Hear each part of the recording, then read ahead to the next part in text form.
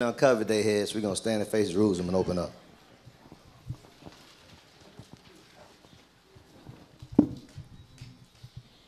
Our Father which art in heaven, hallowed be thy name. Thy kingdom come, thy will be done, in earth as it is in heaven. Give us this day our daily bread, and forgive us of our debts, as we forgive of our debtors. And lead us not into temptation, but deliver us from evil. For thine is the kingdom, and the power, and the glory, forever. In Jesus' name, amen.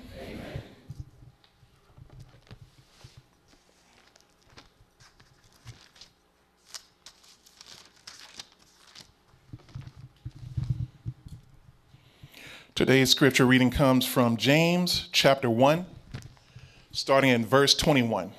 Wherefore, lay apart all filthiness and superfluity of naughtiness, and receive with meekness the engrafted word, which is able to save your souls. But be ye doers of the word, and not hearers only, deceiving your own selves. For if any be hearer of the word, and not a doer, he is like unto a man beholding his natural face in a glass. For he beholdeth himself, and goeth his way, and straightway forgetteth what manner of man he was. But whoso looketh into the perfect law of liberty, and continueth therein, he being not a forgetful hearer, but a doer of the work, this man shall be blessed in his deed. If any man among you seems to be religious, and bridleth not his tongue, but deceiveth his own heart, this man's religion is vain. Pure religion and undefiled before God. And the Father is this, to visit the fatherless and widows in their afflictions, and to keep himself unspotted from the world. May the Lord add a blessing to the reading, hearing, and most importantly, doing of his word. In Jesus' name, amen. We have a couple selections from the children and the adult choir.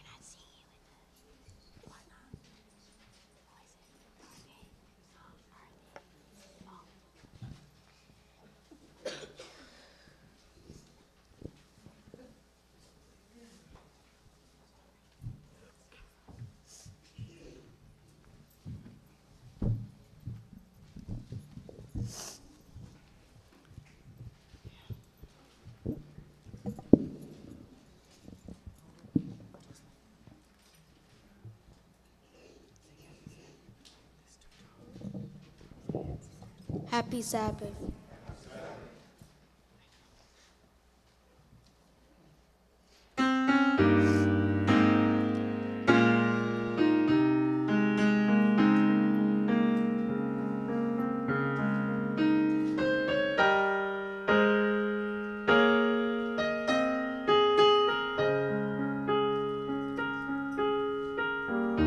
I lift my hands to total Lazarus.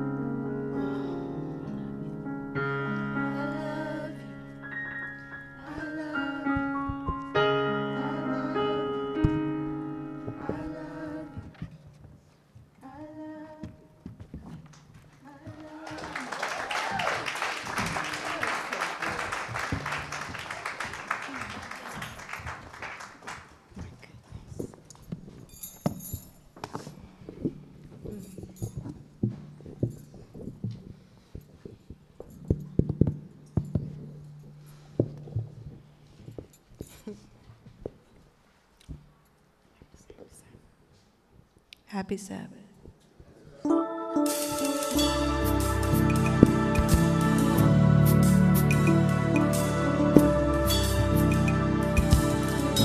Oh, come.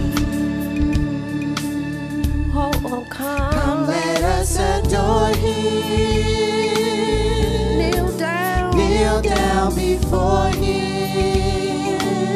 Worship and adore Worship and adore Him. Come, oh, come. come, let us adore Him. Kneel down before Him. Worship and adore Worship and adore Him. Oh, Emmanuel. Emmanuel. Emmanuel. We give your name the highest praise. Emmanuel. Emmanuel. Emmanuel.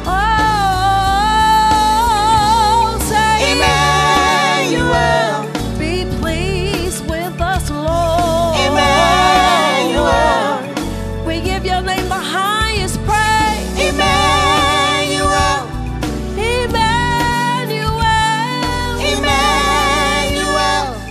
We worship you. We worship you.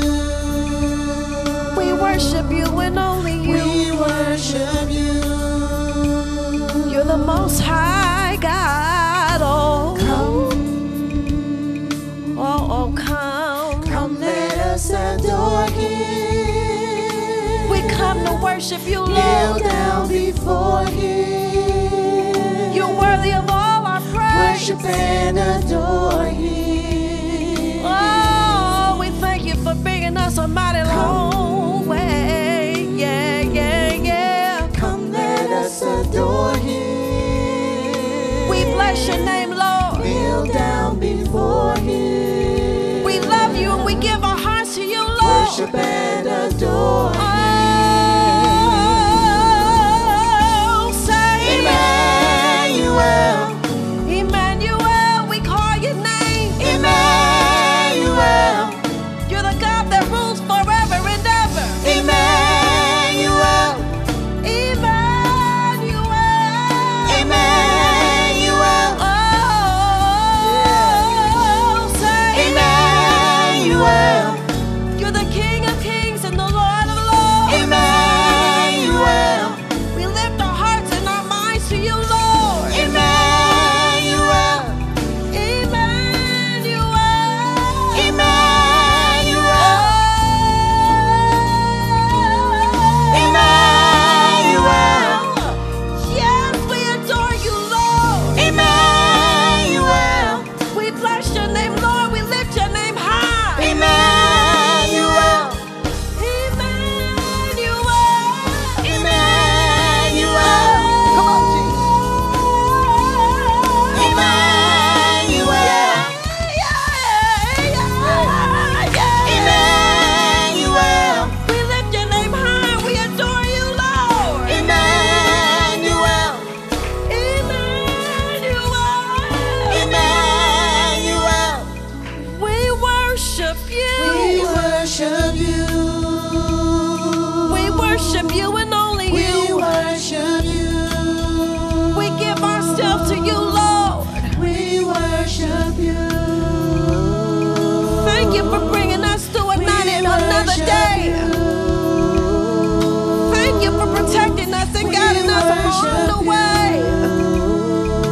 Thank you for showing us your grace and your mercy. Thank you, Lord, for being faithful to us, Lord. We worship you. We worship you. We bless your name, Lord. We worship you. We love you, Lord. We bless your name. Hallelujah.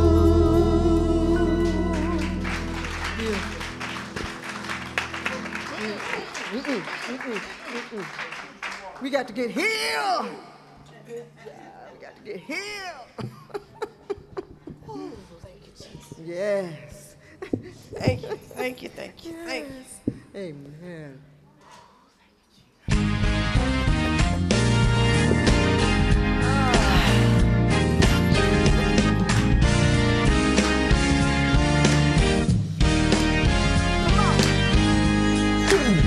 I've got a story to tell you about some things that I've been through, but I'm healed. Oh, I'm healed. Sing it with us, y'all. Had some ups and some downs, level to the ground, but I'm healed. Oh, I'm healed. Had to wrestle all night long, wondering what went wrong, but I'm healed. Oh, I'm healed. Had some sunshine, some rain, heartache and some pain. I'm healed. Oh, I'm healed. My God has touched me, delivered. He set my soul free. My heart is mended. I'm whole again. No chains are holding me. Got my liberty. I am healed. I am healed. I'm healed today. God touched me, delivered. He set my soul free. My heart is mended. I'm whole again. No chains are holding me. Got my liberty. I am healed. I am healed. I'm healed today.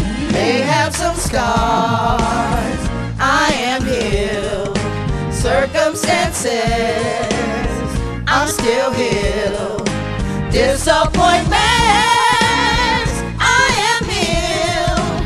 May have some scars, I am healed. I'm still Circumstances, I'm still I'm healed. still Disappointments, I am healed. Oh, I am healed. Lift it up, lift it up, lift it up. Come on. I am healed. Put your hands up, put your hands up. Come on. I am healed. With the stripes. Come on. With His stripes, I am healed. Oh, I am healed. Keep it going, keep it going, keep it going. Come on. I am healed. Lift it up now. Lift it up. Come on. I am healed. With the stripes. With the stripes. With His stripes, I am healed.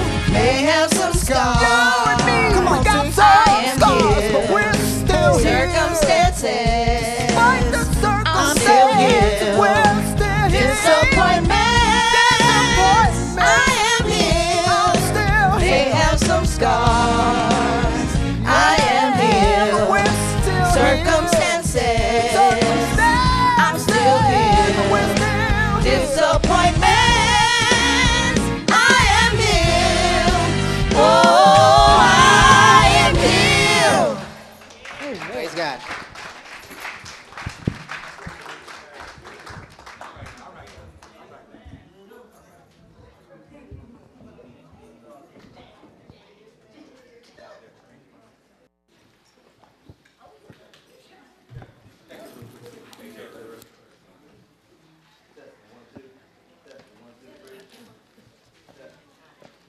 Testing, 1, 2, 3. Testing. Mic check. Testing, 1, 2, 3. Testing, 1, 2, 3. Mic check. Testing, 1, 2, 3. Mic check. Testing, 1, 2, 3.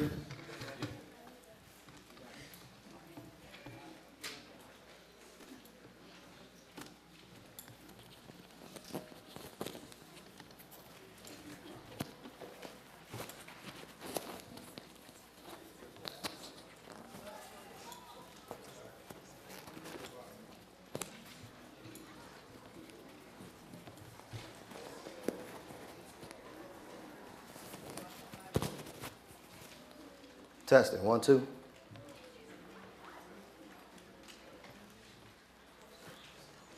Hebrews.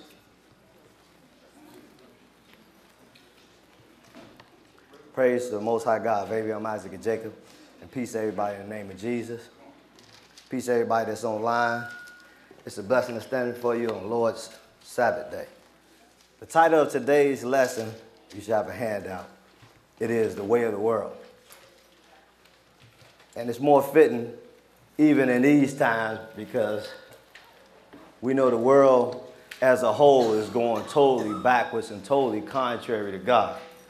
Once you start to actually learn a little bit about the Bible, you start to figure out, because we all knew, even before you got into the Word, we all knew that, you know, the world was evil and the things that people did in the world was wrong. But you don't really understand the magnitude of it until you actually get into the Bible and start reading and start learning and understanding what's actually how God feels about the way mankind is.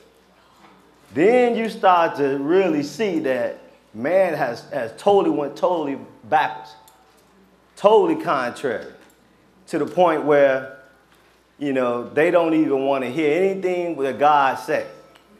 And what they don't realize is, that's why I've titled The Way of the World, because they don't realize that, in essence, you know, you either going to serve God or you're going to serve the devil. And they don't understand it's just clean cut like that. The things that you've been taught and what you think you know and all that is the way of the world. And it's a blessing. We don't always look at it like that. You've been in the Word for a little while. I've been in the Word almost 20 years. And you don't even realize it. You know, it's a blessing that it's few in number of us who the Lord allow us to understand His Word and be able to get it. Because you got billions of people that don't understand. But we know the scriptures saying in the last days it's going to be few that's going to be saved. And once we start to get into understanding what the Lord is saying, we start to realize and see that's exactly the way it is. That's how you know the Bible is true. Because you can take all what you learn out of here and apply it to your daily life. A lot of people think, oh man, it's, you know, it's just fairy tales and all that. That's how, but the people who say those things, that's how they believe. Well, they say things like that because they haven't even opened it up. They haven't even read it. They haven't even got any understanding, and not even tried. See, Satan got this thing so locked, like Brian did that about Christmas, because that's the time we're in. We're in the season of the heathens with a bunch of paganism going on. God hates that stuff. And man has think, oh, okay, well, it's, you know, I'll just do it for how I feel. And that could be further from the truth. Because if you lean into your understanding, all you're going to head to is destruction. And it's a sad case, but that's the state of the world. And when I say Satan has got it on lock, because he's the ruler of this world, they don't even realize that much, that he is basically in control of this whole world. That's why, if you really just take the time to think about it and just look at it, we are all, even if you ain't even been in the Word, we'll all say, it's hell out there. You go outside, there's hell out there, say that. And if you think that's the case, then who you think in control of it? Because they want to make it seem like, you know, he's in the ground somewhere to give all these fairy tales and lies, like he really don't exist. And that's pretty much how he got it in man's eyes, like, you know, like he don't exist. But he been controlling people like a puppet for thousands of years. And one thing you have to realize is, if you don't decide to choose to serve the Lord, I'm going to let you know you going to automatically serve the devil. That's just the way it is.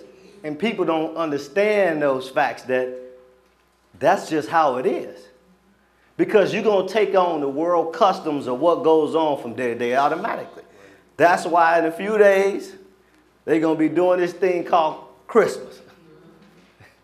And not understanding what they're doing. And even now, starting to get out. Because I had a brother on my way here walk up to me. He was like, I got this little pamphlet for him. I'm like, oh, here we come, some Jehovah's Witness cat. Nah, it wasn't. It was some brothers talking about keeping the Sabbath. He was like, you can come up and walk up on me. I just got in town. I'm from Chicago. I just got in town yesterday. He walked right up with me. He was like, bro, I see your family got Bibles in their hand. You know, maybe y'all might want to come fellowship on the Sabbath. I'm looking like, ain't that something? Right. So he handed out the pepper. I usually take those Jordan Williams and throw them in the garbage. But I can keep that one. And he had some book on there. He had some scriptures and everything written on there. My son, he was in the back on the way here. He was reading. I'm like, yeah, that's Timothy. Yeah, that's John. Yeah, he reading. But that just goes to show you it's starting to get out there. So praise God in that aspect. Because when he walked away, I said, you got one thing right. You got the Sabbath day. That's a good starting point. He was like, yeah. But that just goes to show you that, you know, the Lord's word is getting out there, which is a good thing because the way of the world is going the wrong way. But we're going to go ahead and get into it because men is in a bad state. We're going to go open it up at John chapter 3.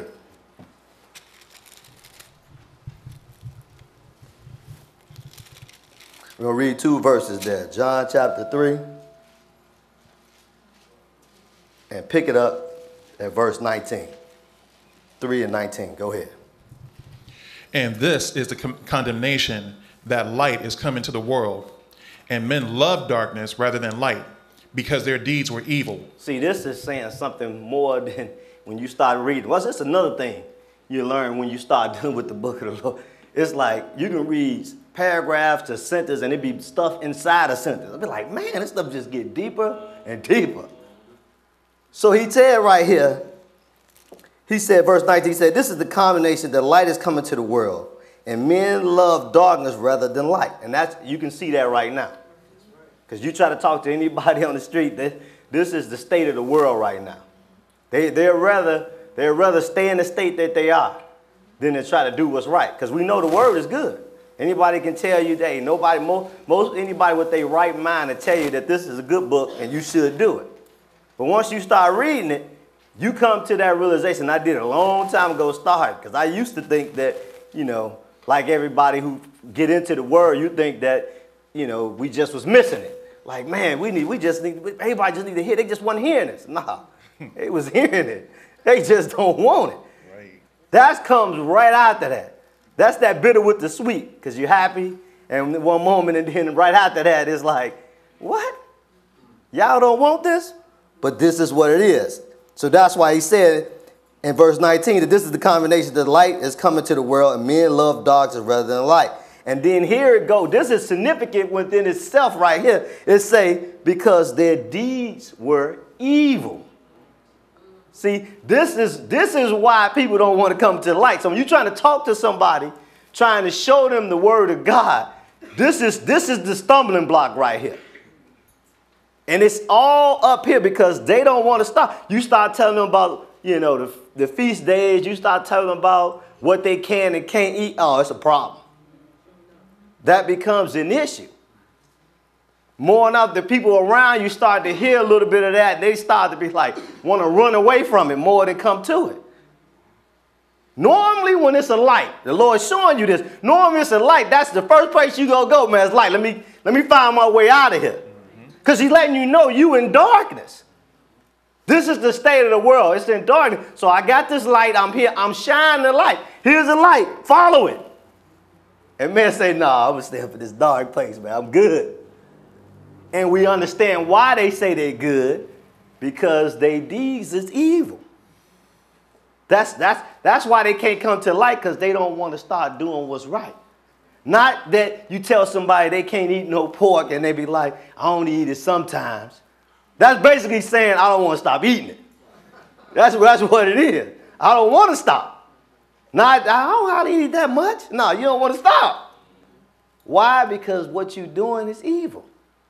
Because you know it's contrary to that, because if you didn't know that, you would say you don't eat a little bit, or you ain't eating it that much. So it just goes to show you that you refuse to take heed to God's instructions, so you want to do what you want to do. And that ain't going to go good for nobody. But we'll see who this light is. Let's go to Romans 8. Oh, verse 20 and 21. Oh, 21, okay, go ahead, I'm sorry. For everyone that doeth evil hateth the light, neither cometh to the light, lest his deeds should be reproved. As what I was saying. Hey, because then you're going to have to straighten yourself out. If you don't come into it, then you don't want to strain yourself out. That's pretty much plain and simple. You get into it, your deeds going to change. You're going to start to do what you're supposed to. But go ahead.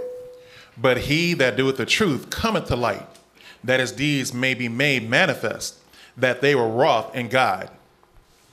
So they're just showing you, hey, at this point, once you start to do it, you start to understand, hey, I want to do what's right. I want to get on the path of righteousness. And that's when you start to learn about God. But let's go on and see who that light is. Let's go to Romans chapter 8. And I mean, it's really a sad state of affairs that the majority of the world, they don't want it. They don't want your whole salvation's on the line. You tell people this is your life after this, and they just rather just whatever. That's sad, but hey, that's the way it is. Romans 8, and pick it up at verse 1. Romans 8 and 1. Go ahead. There is therefore now no condemnation to them which are in Christ Jesus, who walk not after the flesh, but after the Spirit. See, that's why he said when we read it earlier in John, he said, hey, this is why there's no condemnation. Why? Because you're not walking after the flesh, which is what I did in the opening, was talking about you, the way of the world is. That's exactly how it all starts. You start to do your own thing from day to day. As soon as you're born, you're doing what you want to do. And just the way it is, this world is ruled by Satan. You can read that in Revelation 12. You'll find out that, hey, he's the prince of this world. And so everybody naturally is going the wrong way. That's why in a few days they're supposed to be so-called Jesus' birthday, right? See, that's the stuff that people say. That's that foolishness they say. And then after you come and show them, hey, man, this is about winning solstice. This ain't about that. It's about worshiping the sun, which is Brian did last week. You'll find out they'd be like, well, it's not about, we don't even look at it like that. Hey, you can't come up with your own thought on what's what. Right. If it's evil, it's evil. And then it ain't even about you anyway. It's about what God, hey, don't you care about God and what he think? People talk about this, it got nothing to do with Jesus. But this is the state that we in, and this is why we where we at. That's why he said there's no condemnation now, chapter 8 and 1, to them which are in Christ Jesus, who walk not after the flesh, but after the Spirit. Because if you're walking after the flesh, you're already going with the world. But go ahead. For the law of the Spirit of life in Christ Jesus hath made me free from the law of sin and death. Yeah, go ahead. For what the law could not do, in that it was weak through the flesh. See, this is how people get off track. Like, this is how they start to come up with the doctrine, and the laws of God is done away with. Now, if you just take your time, read it slow, and see what he's talking about, you understand. He said, verse 2, he said, for the law of Spirit in Christ Jesus hath made me free from the law of sin. Because why was you free from? Hey, because you had broke it already. You broke the law. And the penalty from that was all the way from the beginning. Hey, it was death. Sin brings forth death. Because sin is a transgression of the law. So if you break the law, that's what you get. But then he said, for what the law could not do, that is, it was weak through the flesh. Why? Not that the law was nothing wrong with the law. It was something wrong with you. That's right. Because you didn't get yourself together. See, but then that's normally typical of man, because man want to do what he want to do. Put some blame on somebody else. So he'll blame God. That's what people say when they say about, the law. Yeah, that law was no good. Everybody saying God's law ain't no good. You blaming God for your faults. People don't realize the stuff that they do. He's saying it. He said, verse 3 said, for the law that could not do that, it is weak through the flesh. God did what? God sending his own son in the likeness of sinful flesh, and for sin condemned sin in the flesh. Yeah, he condemned. Why? Because he was sinless. And that's, as we get through this lesson, we'll find out, Lord willing, hey, the Lord is doing all these, taking all these things down that was put in by the devil. People don't even realize it. He controlling everything and all this sinful stuff that goes on. The devil put all this stuff in place. And the Lord came to terminate all of it. All the way down to the end. Even death. Because that wasn't even on the table. All this stuff that we go through today and have all these terrible times and people getting shot and killed and a lot of stuff going on. Hey, all that stuff been put in place by the devil. And God has a plan. Because a lot of people like, where's the Lord at? Where's the Lord at? People don't like the stuff that people do. You ain't here but a moment. It's only a moment in the Lord's eye. Be like, boom, he gone. To us, he's like, they just going on. No, they ain't going on. We ultimately, once you get some understanding, know what the outcome of it. It ain't pretty. At all. It ain't pretty at all. But man has think people of getting away. They think they're getting away, but that's the problem with the world. If you don't teach this stuff, and people be like, you know, I want people be like, oh, brother, I need the world to be better. I want a better place. See all the homeless people out there, you know, need help. My son gave me a statistic. He was like, Dad, it's for every homeless person, it's 5 empty houses. That's true. I'm like, but that's the way of the world.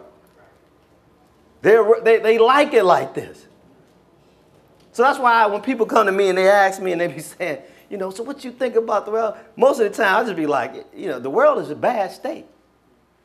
But I'm be like how the Lord be like, you need to get yourself, you need to repent, get yourself together. Forget about how the world is and all that, because you don't want to change. So what you doing to make a change? Are you keeping these statutes and commandments? Because you want to put on a facade like you really care on the state of this world and where it is. You part of the problem. That look cold, but hey, that's how the Lord was. When they asked him about Pilate was mingling in blood, man, he said, you're going to be next. That was his thing. He said, unless you repent, you be next. He just showing you that, hey, you need to get yourself together, because the big picture, when you look at the overall picture, if we all as a whole don't start to do what we supposed to do in and of itself, it ain't going to change nothing. We're going to be in the same state that we always in. So I tell them, you love it like this. I'm like, why would you sound like this? Because you don't want to change. Right. Put the pork chop down. Stop selling all these pagan days.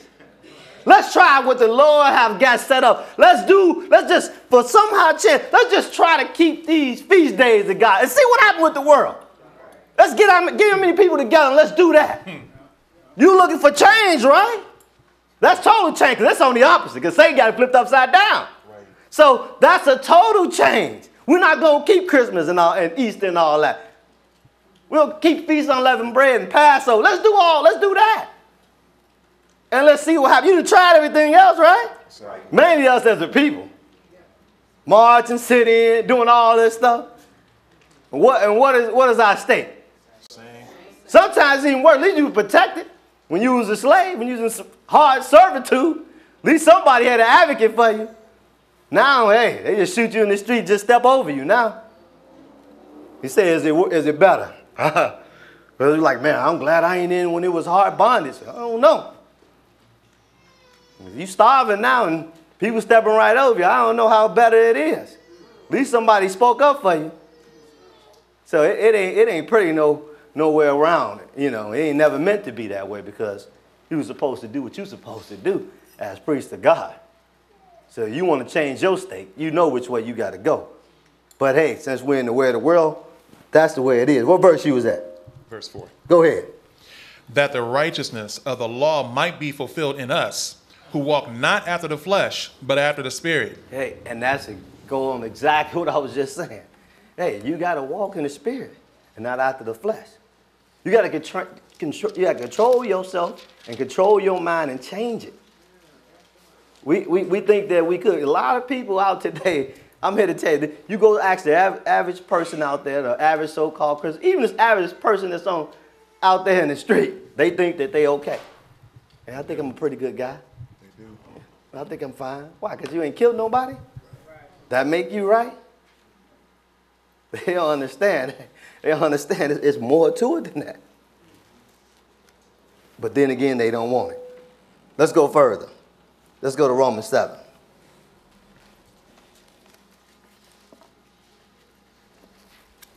One chapter back. Romans 7.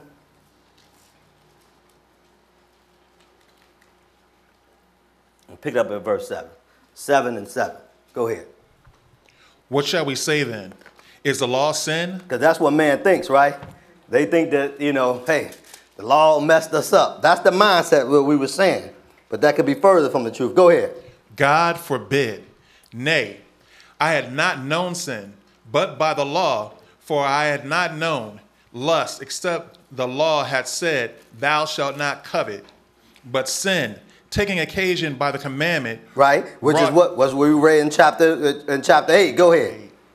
Wrought in me all manners of Concubines. For which, without the law, the sin was dead. Exactly. Because sin is a transgression of the law. But go ahead. For I was alive without the law once. And most of us was. Most of us was like that. That's the state of us. That's the state of us. Go ahead. But when the commandment came, sin revived and I died. Because you start to realize that what I'm doing is wrong. But that's what we read earlier, right? We read that in John, coming to that light, right? Mm-hmm. So when you come to that light, that's what it is. He said, for I was alive without the law once, verse 9. But when the commandment came, sin revived. How to revive? Because you start to take a mental aspect and say, you know what I'm doing right now ain't right. I thought I was all good, but I come to find out that, man, I'm bogus. But when the commandment came, sin revived and I died. Because you got to crucify the old way of doing. The old things you used to do. All that folly you used to love. You got to stop all that. But go ahead. Verse 10. And the commandment, which was ordained to life, I found to be unto death. Go ahead. Because, hey, once you start to realize, you're like, man. But we all got death coming. But, hey, you don't all have the second death coming. That's why in it with this stuff, you start teaching this word, they don't even understand. They don't even understand that much. Like, second death. That sounds foreign to people. But then again, if you haven't been taught anything, this is the state you in. Because if you start preaching this word and people start listening, start understanding, hey, there's a penalty even after life. That's what people think. You have people shooting people kidnapping people, and then shooting them, and then shoot themselves. And hide behind that like, I'm just going to kill it all and be done. Dude, you're going to be woke up. You're going to be woke up, and it ain't going to be pretty. So if they knew that, they wouldn't be so quick to do things like that. They just think, because people tell them, oh, once you die, that's just it. I mean, how can you even come up with that when you don't even know how the sun got out there? You don't understand that.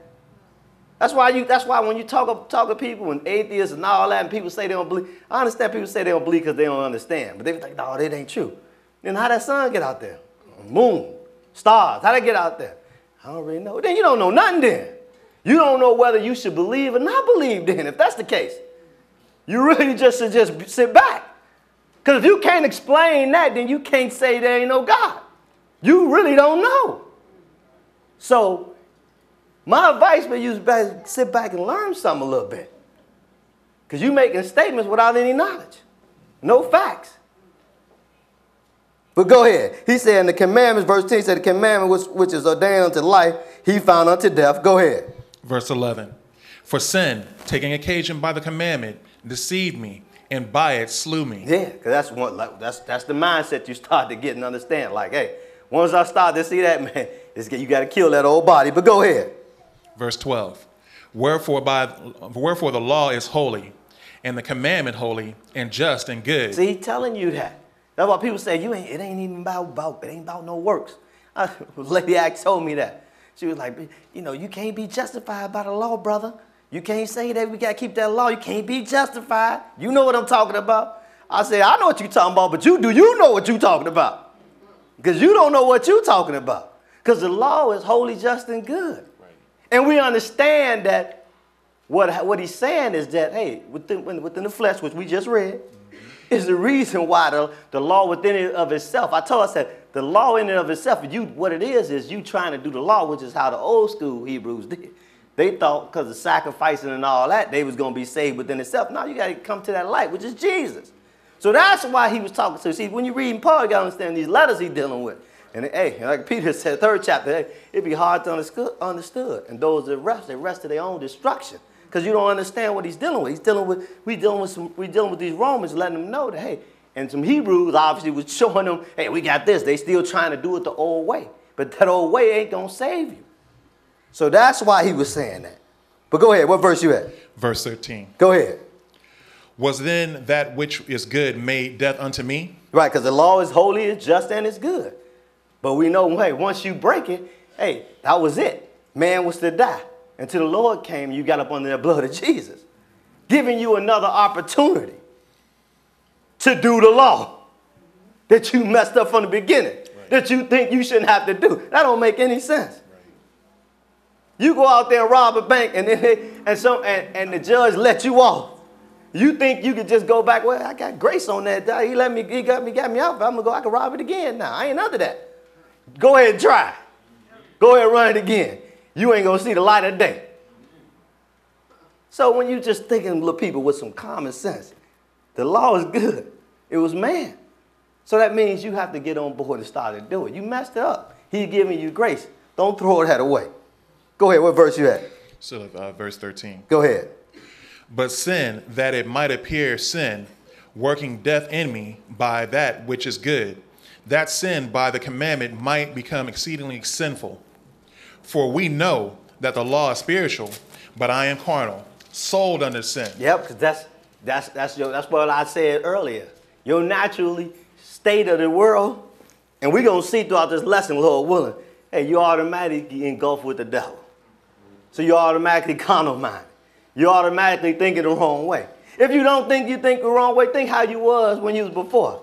When you was with your brothers and you was with your sisters, how I used to talk about the opposite. that you think that mindset is of God. It's not. So we already know you have your natural state is evil anyway.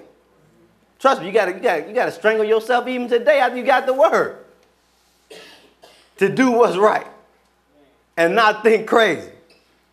I'll be like, Lord, help me. Please. You know, my mind is crazy. Save me. But then again, I know, see, people like, well, you can talk like that? Well, you can say that. Yeah, I know, because everybody around me crazy too. I know that.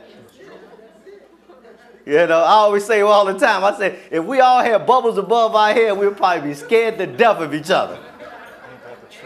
You know how it was in the cartoon when you can read what people think. We're like, these people crazy. But you got to fight. You got to fight the fight. So I already know it. And I know I'm crazy. I know everybody around me crazy. So, hey, we trying to do what's right. What verse we at? Verse 15. Go ahead. For that which I do, I allow not. For what I would, that do I not.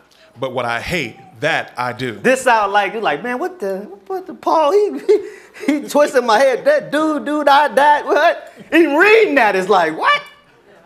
But he's showing you what I just was saying. Pretty much. How your mind is. He's letting you know, hey, I'm crazy. And I hate it when I do, like, why'd I do that? Right. You hate it. Like, that's not right. Just the thoughts like that is not right. No. But that's the mindset. So he's just showing you what he's going through. That's why he said, that I do not, that I hate, that I do. Man, it's a battle. That's why people talk about I'm saved. How do you say? Paul he twisted within himself. He say, long as the devil here, trust me, he's walking around like a roaring lion seeking whom he may devour. He's trying to get who all he can. You heard a story about Misery Love Company? He wants some company. Yep. And so far, he got a lot. A whole lot. Lord willing, none of us is part of that. So that's why we on the daily battle with this thing. So we can try to do what we supposed to so we can get where we should be at. Lord willing. Where we at? Verse 16. Go ahead, brother. If then I do that which I would not, I consent unto the law that it is good. And praise God for that. I mean, praise God for the law. Because without that, man, you're just doing whatever. Right. This is what's showing you can't do that. And that's what he was going through. You think about that? Yeah, I'm about to slide over it. Nah, you ain't about to go nowhere. You ain't about to do none of that. Because the law is there saying, So that's how they used to have it with the evil angel and the good angels. Yeah, they there. It ain't like they have in them cartoons. But yeah, you battling like that. Because you got them evil thoughts and then you got the good angels there. As long as you walking with God, trust me, you don't want him to leave you. Because if he leave you, it ain't going to be nothing pretty. Your mind you wonder why people be outside and their mind be gone. Be like, man, why they there? They be talking. Well, it's not there. I mean, we be looking like, you see them out there, they be like, man, you only want to laugh, but hey, you never know the state of that, you know, and where they came from. You start to read this book, you start to understand. People sick, you start to understand. People with cerebral palsy be like, oh man, they came out. Hey man, listen, I can read in here, man. Hey, the devil owns some of these people, man. They don't understand this thing. But that's the way of the world. But where we at? Verse 17. Go ahead. Now then, it is no more that I do it, but sin that dwelleth in me. Yes, sir. For I know that in me, that is, in my flesh, dwelleth no good thing. For to will is present with me. But how to perform that which is good, I find not. Yeah, because it's a battle. That's a hard battle. Go ahead. Verse 19. For the good that I do not. Go ahead, brother. We already know. Take the time. We already know what it is. Right. We battling right now. Just reading it. Go ahead. But the evil which I would not, that I do. Yeah, because hey, that's why this is so beautiful. Because even when you in it with yourself, when you read this, like it's just he's showing you can't get no better than this, showing you a battle going on and just putting it in words. He's showing you a mindset of what's going on from day to day in words right here. How it's just a battle. And you can't get, it's almost tongue-tied reading it. But go ahead. Now, if I do that which I would not, it is no more I that do it, but sin that dwelleth in me. Go ahead. I find in a law that when I would do good, evil is present with me. It's always there. Like, I'm going to go do that. And it's always like, man, you ain't really got to do that. Somebody walk up with you, want some change. You be like, man, you ain't really got nothing. You ain't really got, you low today. you want to roll your window back up. Hey, I'm telling you, that's the battle. But go ahead, finish that. Verse 22. For I delight in the law of God after the inward man. But I see another law in my members, warring against the law of my mind, and bringing me into captivity, into the law of sin, which is in my members. See, this is that condemnation. Because see, the thing is, you know, we was all meant to know all this stuff. But it have to be in order. Mm-hmm. You have to know what's right and get all the good first. Because see, once you got instructions, you can deal with anything. Mm-hmm. Without the instruction, you're going to get lost. And see, that's the issue. We got a bunch of wicked and evil things without any instructions of righteousness. Mm-hmm. So then, this is what happens here. You fighting and having all this battle. But if you have the knowledge before and then you get the stuff, you don't even walk down that path. Right. Be like, man, that's foolishness.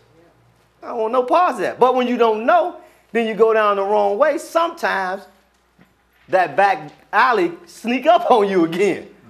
Because you used to go down there. But had you had the knowledge and know which way to go, you'd have never got lost. Right. You wouldn't have been in the darkness. Right. You wouldn't have known the way of the world. So you don't even have to deal with that. It's like being a virgin. You wouldn't even have all these urges. But once you do stuff that you're out of order, then hey, now guess what? You got that burden on you. You got to deal with it. Mm-hmm. And you ain't even married. Now you're trying to figure out the wrong way. But if you had got that knowledge in the beginning, then hey, you don't even have to go down no paths. You can just walk the right way. Just like you did with the Sabbath. You first got in, you thought the Sabbath, oh man, be honest, you're like, man, this is tough. it's almost like a burden. I don't know if I can be. Can't watch TV. Can't do nothing. That's your first mindset. Man, y'all don't do what? Oh, 24 hours? 24? No, nothing? But it seemed harsh. But then when you get into the word, you're like, man, this ain't nothing. At all. Why? Because you got the understanding and the knowledge. It breezes by. You be like, man, I want the Sabbath to come back. Right. But that's what happens once you start to understand. If you got that there from the beginning, you wouldn't even know nothing about the foolishness. Right. But when you go the wrong way, this is the way of the world. That's what happened.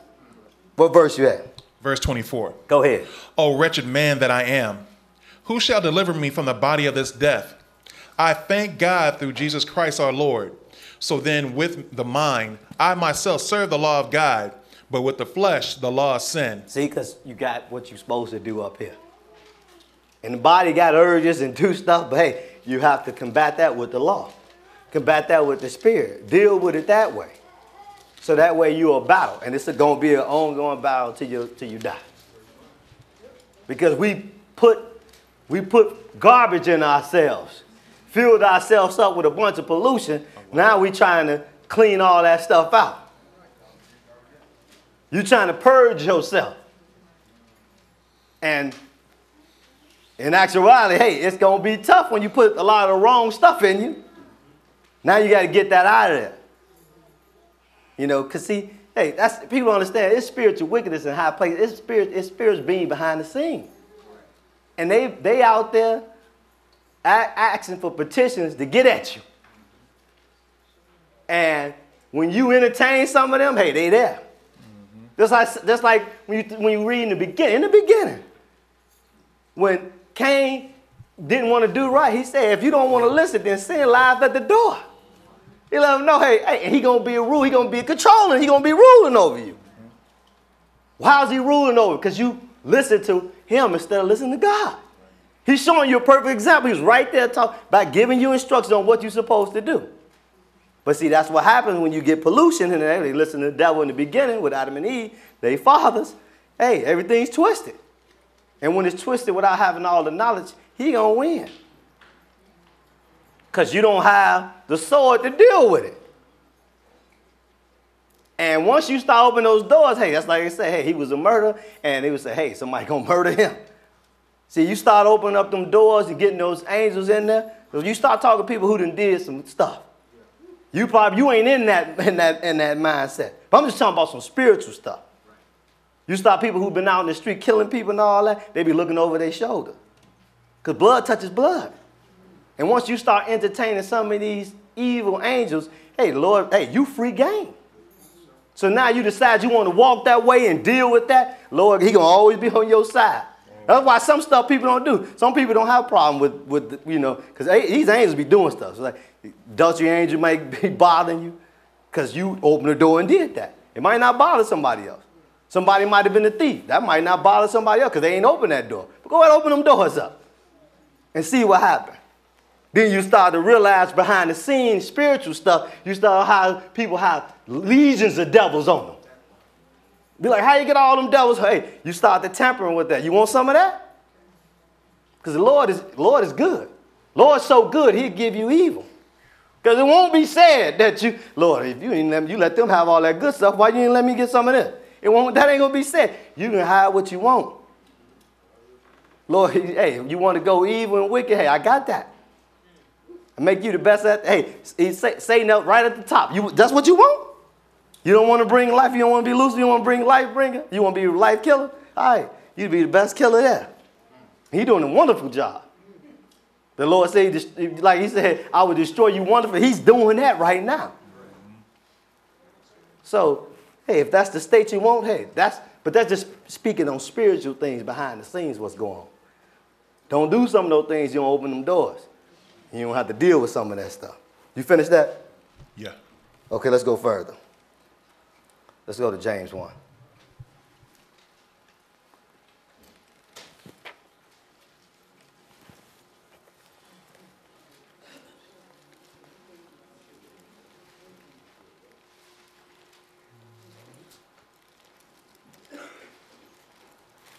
James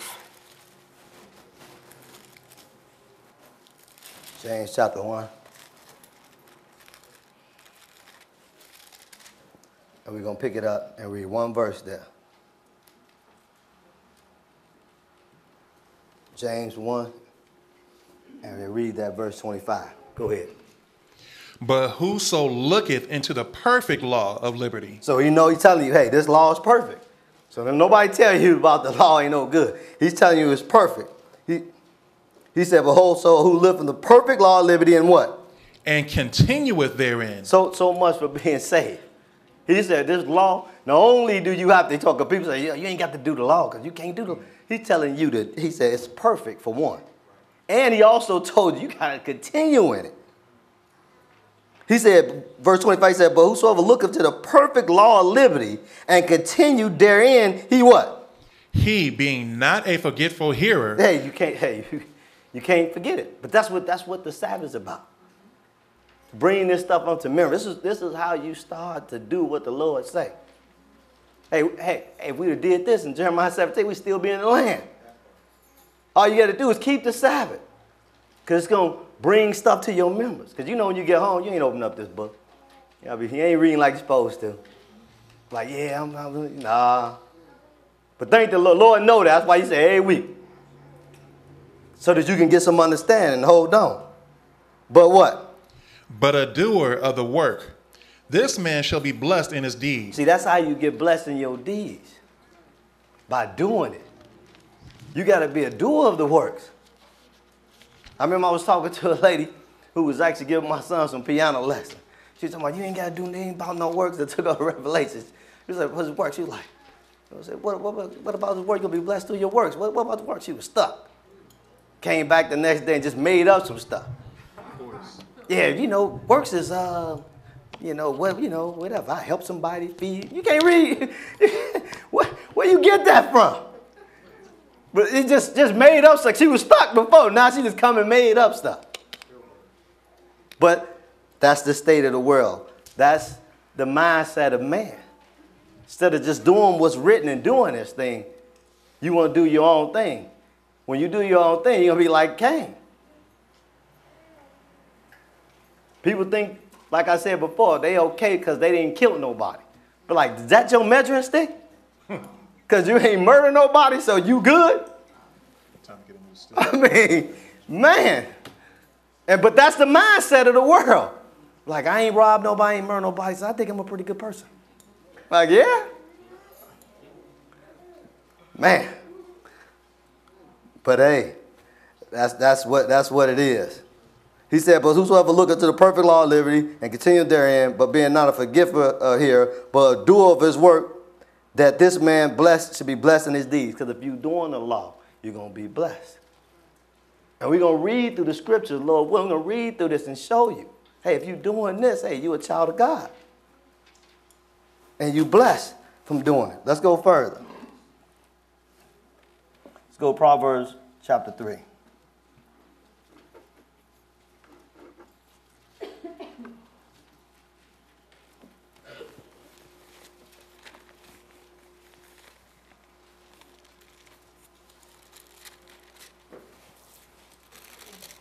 Proverbs 3. Proverbs chapter 3. And we're going to read one verse there. Proverbs chapter 3 and 5. Go ahead. Trust in the Lord with all thine heart. So first and foremost, he's telling you, hey, you need to trust in him and you need to put all your heart, which is your mind, all into it. And go ahead and what else? And lean not unto thine own understanding. See, that's what he's telling you not to do. Because people do this all the day. They're going to be celebrating Christmas in a few days. They're going to say, oh, no, it's not.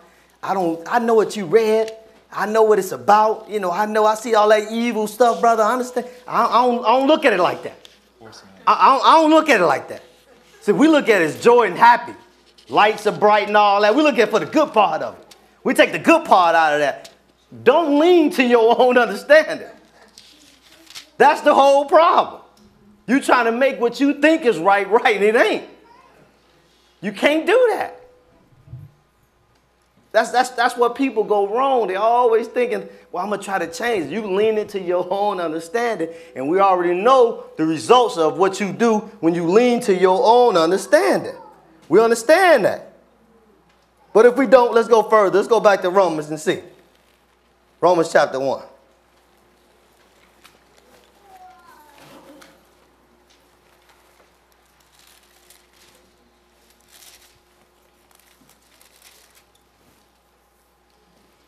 Romans chapter 1.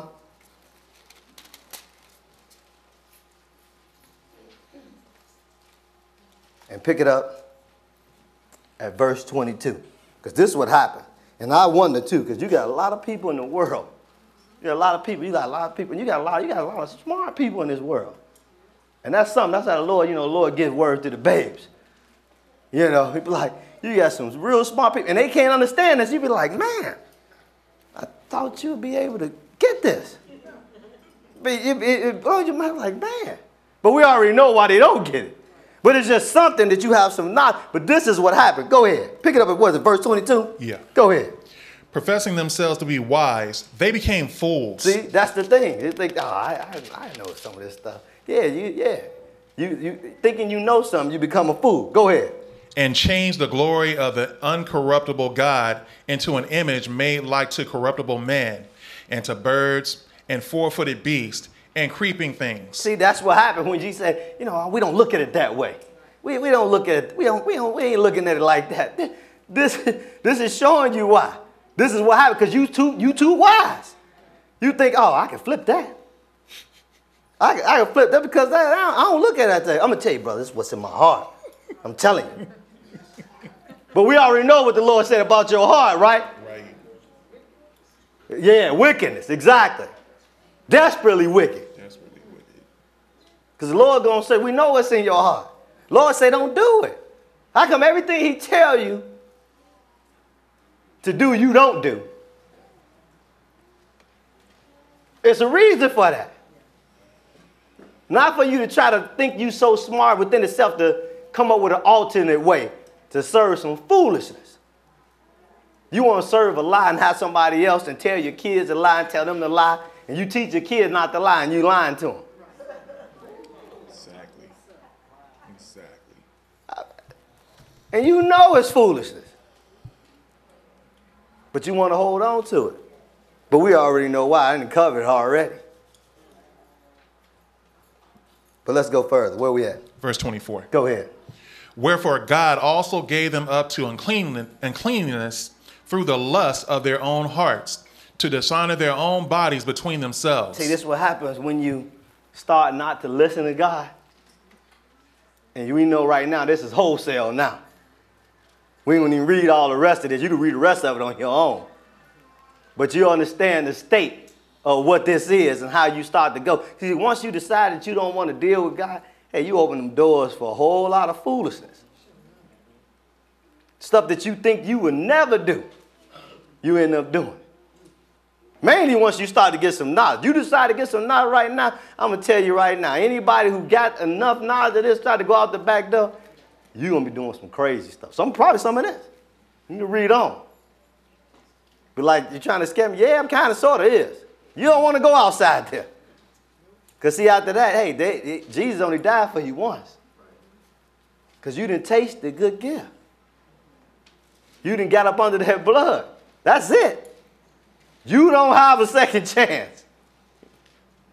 So you got to make sure you get it right now. You got to keep these commandments of God. You got to fight till the end.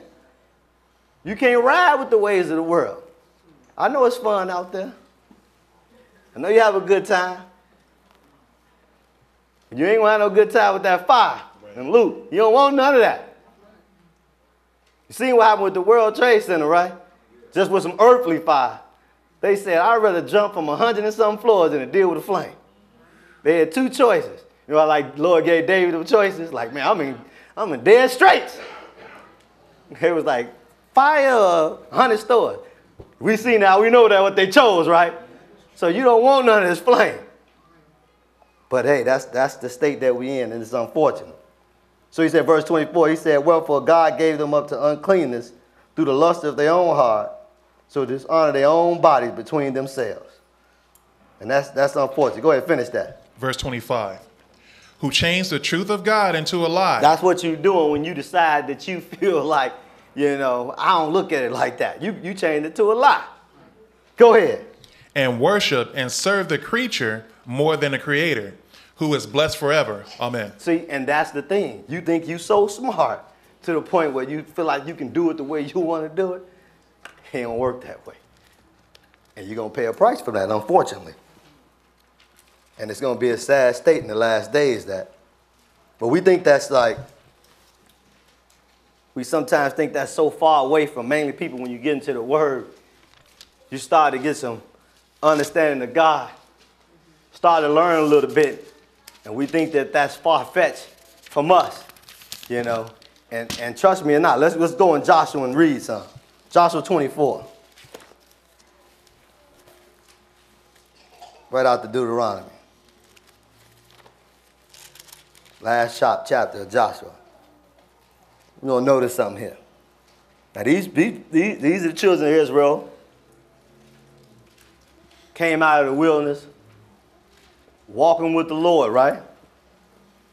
Getting ready right now to enter the promised land that he promised to Abraham, Isaac, and Jacob. This is what's taking place right now. Joshua getting ready to march them in there right now. Just before that, he let them know what was going on, and this is the state. Joshua 24, pick it up at 22. 24 and 22, go ahead. And Joshua said unto the people, Ye are witnesses against yourselves, that ye have chosen you, the Lord, to serve him. So he said, hey, you chose the Lord to serve him. And see, this is what people don't understand. This is why they get knocked off so much. That's why people, when they're dealing with paganism, any type of paganism, they be like, that's how I think about it. No. He said, just like you saw about the Lord, he said to serve him. We read this again. Joshua, verse 22, read that again. And Joshua said unto the people, Ye are witnesses against yourselves, that ye have chosen you, the Lord, to serve him. He said to serve him. How do you think you serve him? By doing the practice, by doing what he said. Keeping the feast days, Sabbath days. That's how you serving the Lord. You ain't bringing him a cup of coffee or nothing. It's about your practice on what you're doing, people. So you got to get some understanding. You can't twist something up and try to make, no. It's the practice. That's what you're doing. Just because you thought in your mind it was something different and you doing the same old ritual, guess what? I can tell you I ain't serving the Lord, keeping Sabbath day every week, keeping the feast days, keeping the commandments of God, and I tell you, hey, I ain't serving God. That don't even make sense. Because that's how you serve him. So when you in a few days when you're doing this folly and you thinking of it in your other heart, no, the way you thinking of it, yeah, but that's how you serve the devil. That's how you serve him. You can think how you want to think. Because I can tell you, the people do it all the time. People tell you they love you and then beat you upside your head. Yep. That ain't love. That's because they said it. It's to practice what they doing. They caring about you. Making sure your well-being is okay. Strengthening you. It's your works. So those works you doing, that's practice towards that. You can think how you want to think. And we all know that. But go ahead. Last part of 22. And they said, We are witnesses. Now therefore put away, said he, the strange gods which are among you. Now listen here. They was walking with the Lord, right? He told them what? Put away the strange gods. They going into the land, they got strange gods among them.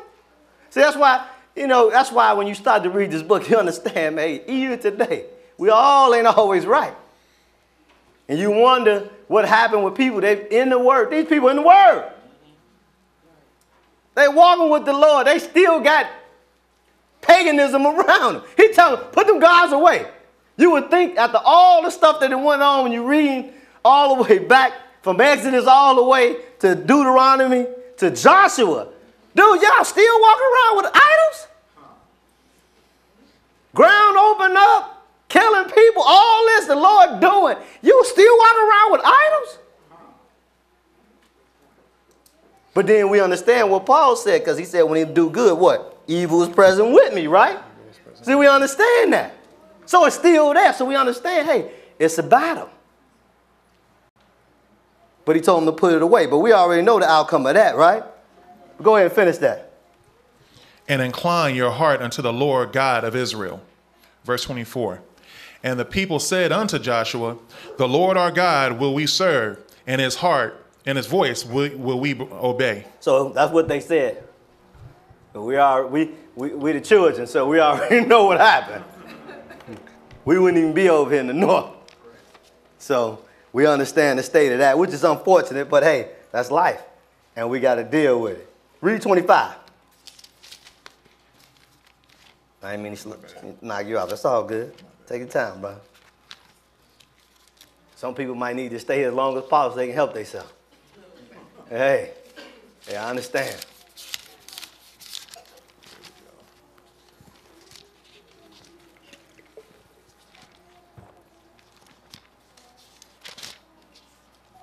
Verse 25.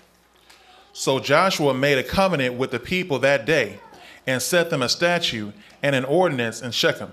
So he said, made a covenant with them and he put it there and said, hey. And he said, all the Lord said we go do, but we know they didn't do it. But that just lets you know, hey, we got a lot of work we need to do. Even to the day, us as being in the Word for some time, and even, you know, that, it's a constant grind. It's a battle to the end. And you can't lose this battle. It's one of them battles that you got to win, by all means necessary. You got to win this battle. Let's go to Matthew 6.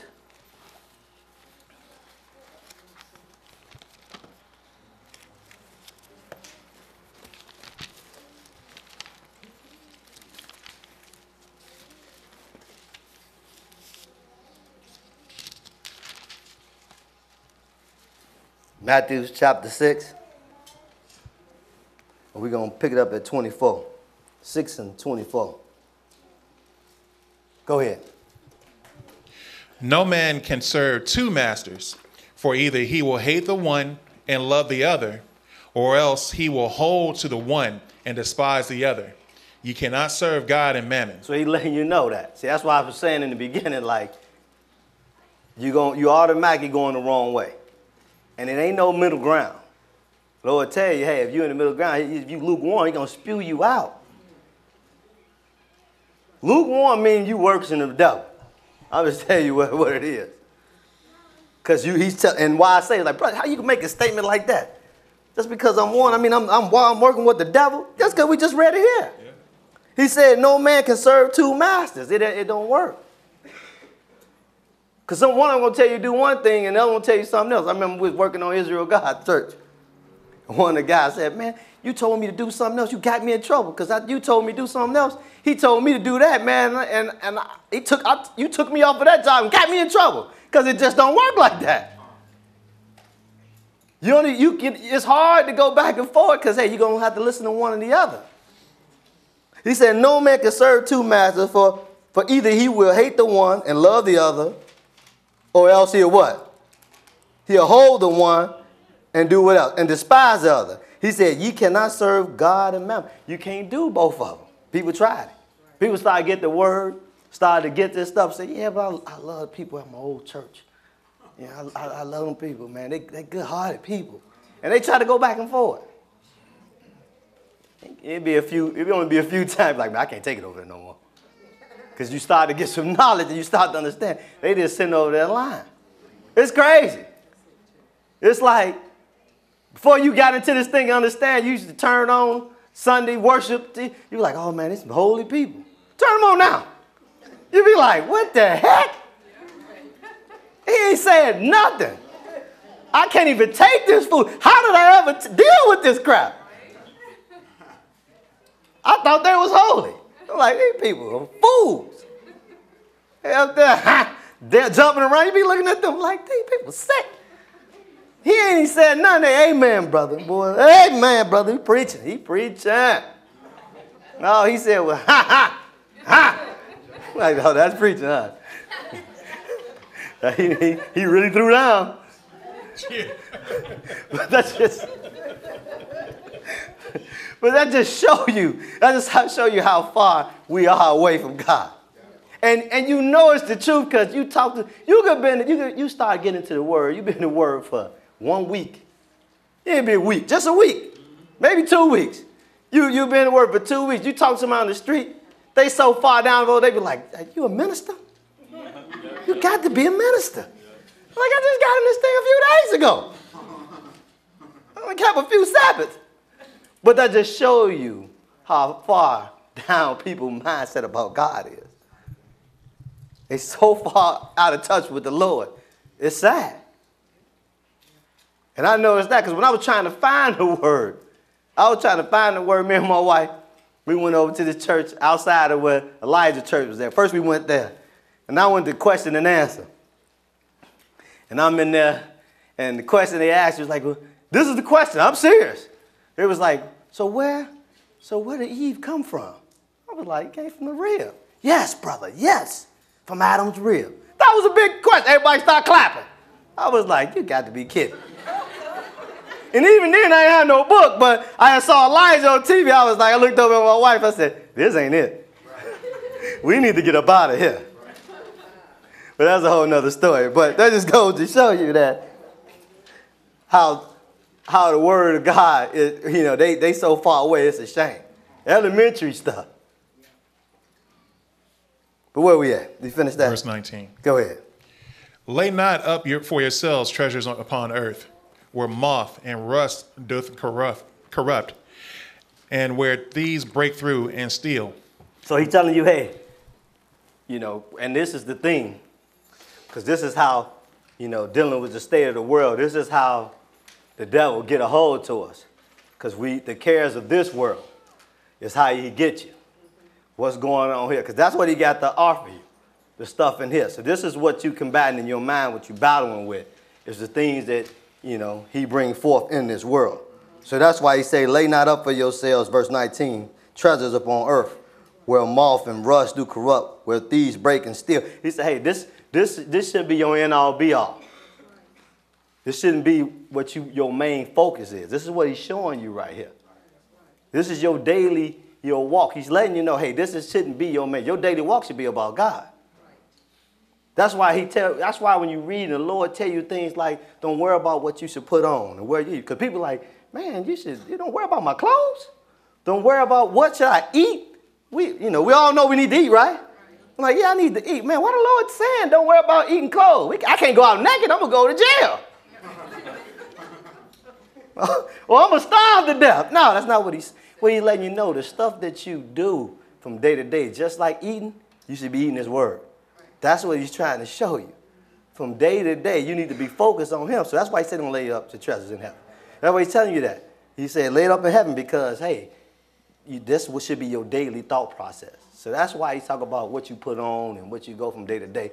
That should be your mindset about dealing with this word from day to day. Not just consumed with the world. Because see, when you consume with the world, then the devil got you. That's how he gets you. That's his deploy on getting you to come over to his side, is be worried about my bills or what I got to pay and all that stuff. When the Sabbath comes, I don't care. Let the phone ring. I even pick it up, like, it's a Sabbath day. Don't call here like this.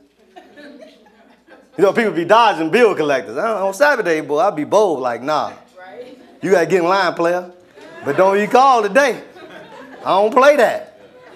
Give me that phone. I ain't running from them. Ain't like you gonna run from them like Jehovah's Witness. No, we ain't playing that. It's not going on. But that's what he's letting you know, that your daily walk and your daily thing and what you should be eating and consuming every day, it should be this word. Just like you need to eat and you grab a spoon to get you a sandwich and some, get you any a salad or whatever. He said, that's how the word should be coming in you. You should be studying like that. Because you want to make sure you don't get caught up with the devil.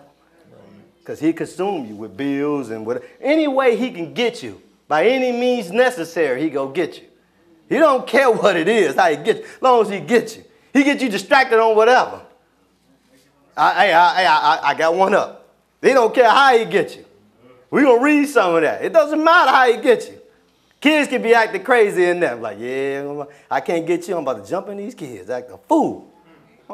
These kids, they gonna be turned up. I'm gonna have these kids turn. It don't matter how he get you. How he can get you off your square. He gonna try. So you got to be aware of all his devices. What verse you at? Verse 20. Go ahead. But lay up for yourselves treasures in heaven, where neither moth nor rust doth corrupt, and where thieves do not break through nor steal. So if you focus on that, hey, you ain't got to worry about nobody taking it from you. You ain't got to worry about your crown being taken if you focus on the way he got it. You finished that? Verse 21. Go ahead. For where your treasure is, there will your heart be also. See, so that's what he's letting you know. So that's why you don't get consumed with that, because hey, if that's your end all be all, because hey, we know we got to live, we know we got to eat, you know we got to pay bills, you got to do all that. But hey, we know what it is in the end of it. And having faith in God. Because I think I was thinking somebody was trying to steal my Social Security number. But then when the Sabbath came, man, I'm like, you know what? I got an email like somebody might have got something. I'm like, it's a Sabbath, I'm going to let the Lord deal with it. I handle it afterwards, but I know, it is what it is. But hey, distractions get you any type of way. They're going to knock you off the square. You ain't about to get me come up here act the fool. We're going to do what thus said the Lord. That's what Joshua said, me and my house, right? That's not me and my household, so the Lord. Let's go further. Let's go to Mark 10.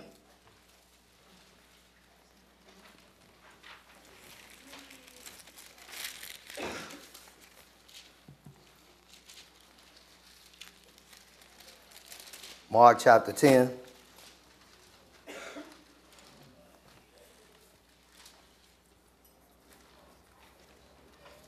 We're going to pick it up at verse 17. Mark 10 and 17. Go ahead, brother. And when he was gone forth into the way, there came one running and kneeled to him and asked him, Good master, what shall I do that I may inherit eternal life? So he posed a question here. The question is what we all seeking, right? Trying to get eternal life. So he asked him, what should he do? He talking to Jesus. It's a beautiful thing. But we all here too. We talking to Jesus too right now. We're reading it. The people are like, man, I wish I had Jesus. I can talk to Jesus. Woo! Whoa, he was right there face to face. Wait, we got him right here. Right here. He right here in this book. Matter of fact, we got him. We got both sides, got all the stories, we got everything. So he asked that question there, which is the ultimate question we all ask, and we want to know. Verse 17, he said, when he was gone forth in the way, there came one running. He ran and kneeled to him and asked him, Good master, what shall I do that I may inherit eternal life? He said, hey, man, what do I need to do? What did Jesus say? And Jesus said unto him, Why callest thou me good? He was humble. Lord, this is God himself. He said, man, why you calling me good? Why he saying that? Because, hey, he's still in the flesh. I got to finish what I need to finish. So, hey, man, don't even call me good. I ain't finished doing what I'm going to do. And he let him know who. It said unto him, why calls me good? There's what? There is none good but one, that is God. He said, hey, that's it. Only God is good. That is it. That's why he told the disciple, hey, man, when they was casting out devils, he said, don't be rejoicing because the devils are subject unto you. He said, rejoice that your name is written in heaven. Right. That's what you need to rejoice in, because then that's the end. You overcome. Right. So that's why he said that. Right now, we just still in the battle. I ain't good. That's why even Jesus said that. Verse 19, what did he tell him? Thou knowest the commandments. Do not commit adultery. Do not kill. Do not steal. Do not bear false witness. Defraud not. Honor thy father and mother. And he answered and said unto him, Master, all these have I observed from my youth. So he told him, he said, he ran it down, right? He ran down. He said, but first before he ran down, he told him, he said, man, you know, you already know. Because the Lord know, right? And we're going to see that the Lord know, and he know him. Go ahead, verse 20. Then Jesus, beholding him, loved him and said unto him. See, he said he loved him, right? Why did he, when he read that, read that again, 21? Then Jesus, beholding him, loved him and said unto him. Okay, hold right there. He said he loved them and behold, why he love them? Because what the word say, if you love me, what? Keep my commandments. That's why he loved them. Because he said he been doing that. He said, you know it. So that's why he loved them. See, it ain't about what he said, it's about what he do. He been keeping that word. He been doing all that stuff. This is the man been keeping all the law. He keeping it. He said, he didn't know he been keeping. He said, better than us. He said, I've been doing that since my youth. For since I was a child, I've been keeping all that. But we're going to see something here. Go ahead. Finish that. One thing thou lackest. Go thy way, sell whatsoever thou hast, and give to the poor, and thou shalt have treasure in heaven. And come, take up the cross and follow me. See, he told him. I've been keeping all that from my youth up. See, a lot of people here, we've been in the word for a while. People like, nah, yeah, it'd be nice to talk to Jesus. You might not want to talk to Jesus here. He said, yeah, I'm going to tell you what you lacking. See, we might always don't know exactly what we lacking. But the Lord know it.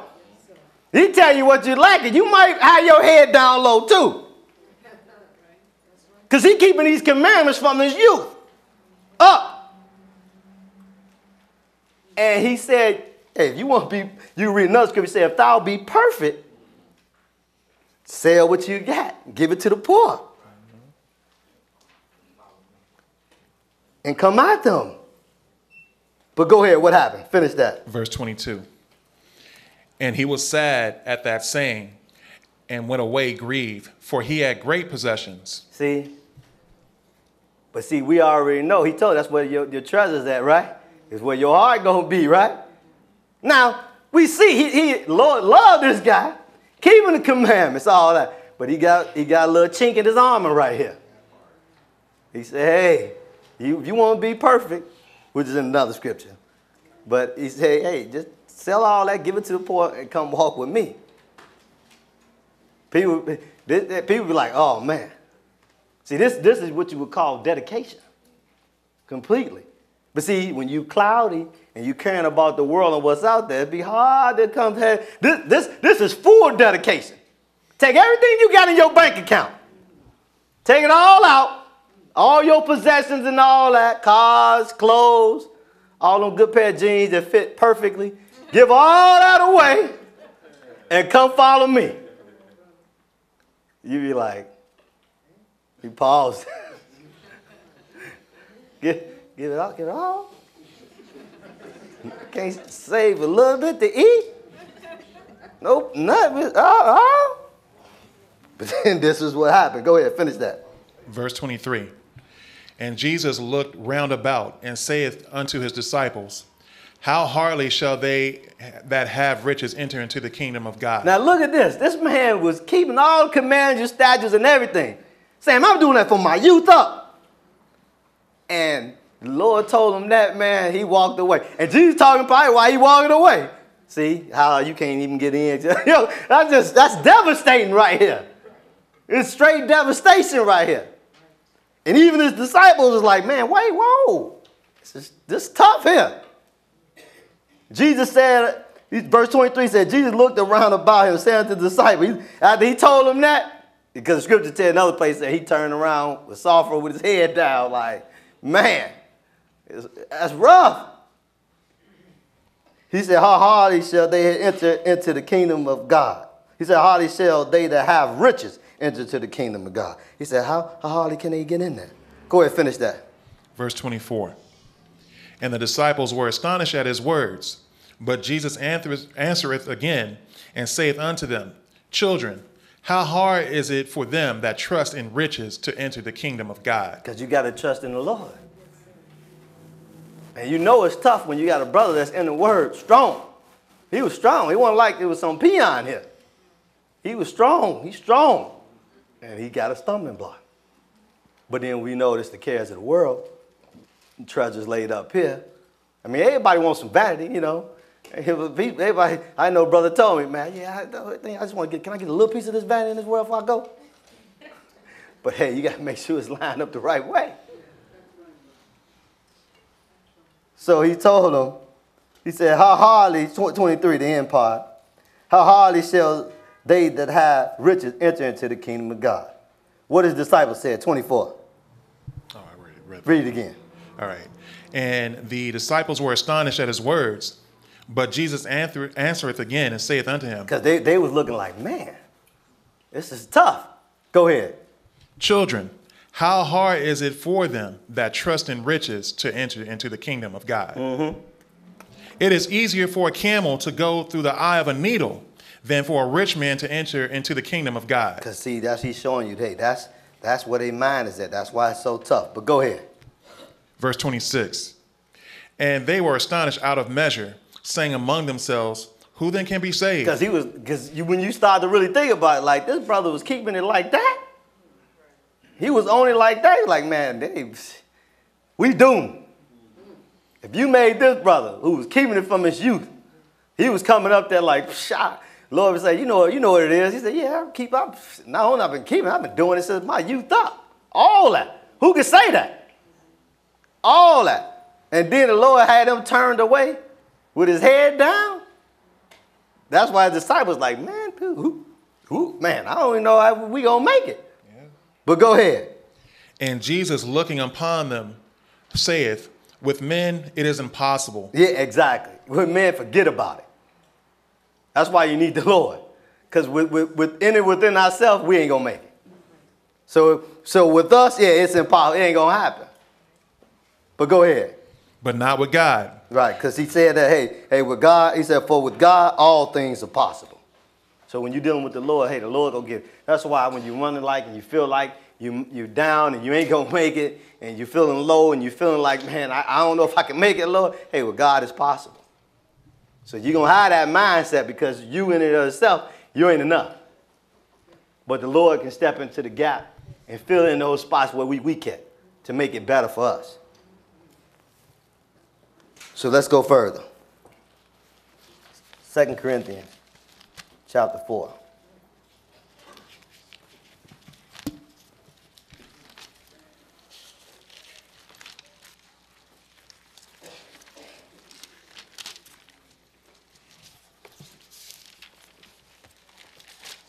We're going to be here for a while, as y'all can see, but you ain't got nothing else to do.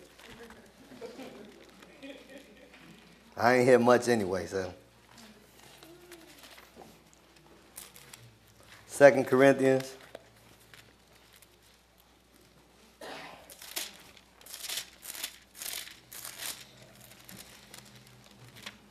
chapter 4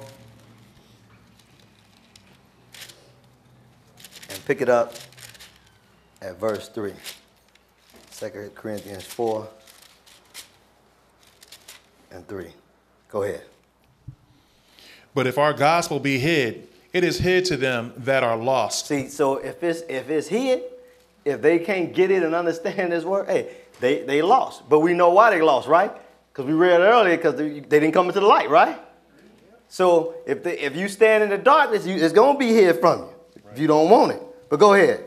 Verse 4.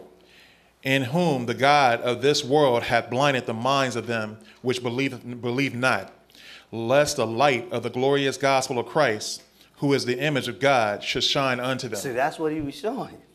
So when you're trying to talk to somebody, trying to share, which was the good word, we're trying to share this light on them, and they want to stay in darkness, because their mind is blind. So that's why I don't even get upset. But like, man, this is plain today. Why they don't get it?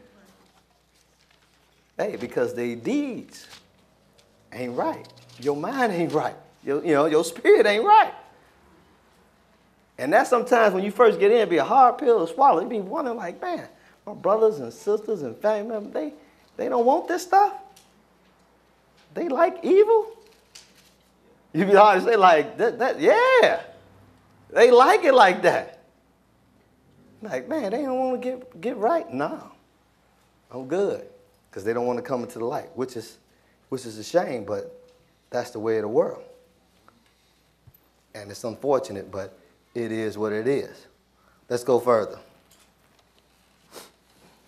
Let's go to John chapter 14.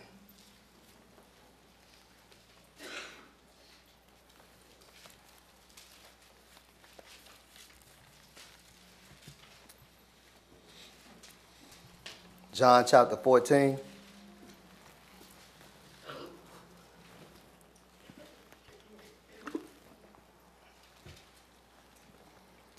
John 14. And pick it up at verse 29. John 14 and 29. Go ahead. And now I have told you before it come to pass, that when it is come to pass, ye might believe. Go ahead. Hereafter, I will not talk much with you. So he told him, he was talking to his disciple. He was like, hey, I'm telling you, I'm letting you know when it happened, all the stuff when I'm gonna die and all that. He was letting them know, hey, that when this stuff come to pass, like we look at stuff, when we be looking at the European common market, we watching how all this stuff come to pass. When they get the temple together and start building that, we watching it. So that just like this, when we know it come to pass, we know what it is. We not just here idly just doing anything. We waiting on worldly stuff too. We in the world, but we not part of the world. So we understand those things and we know, hey, we watching it. We watching what they doing over in Jerusalem.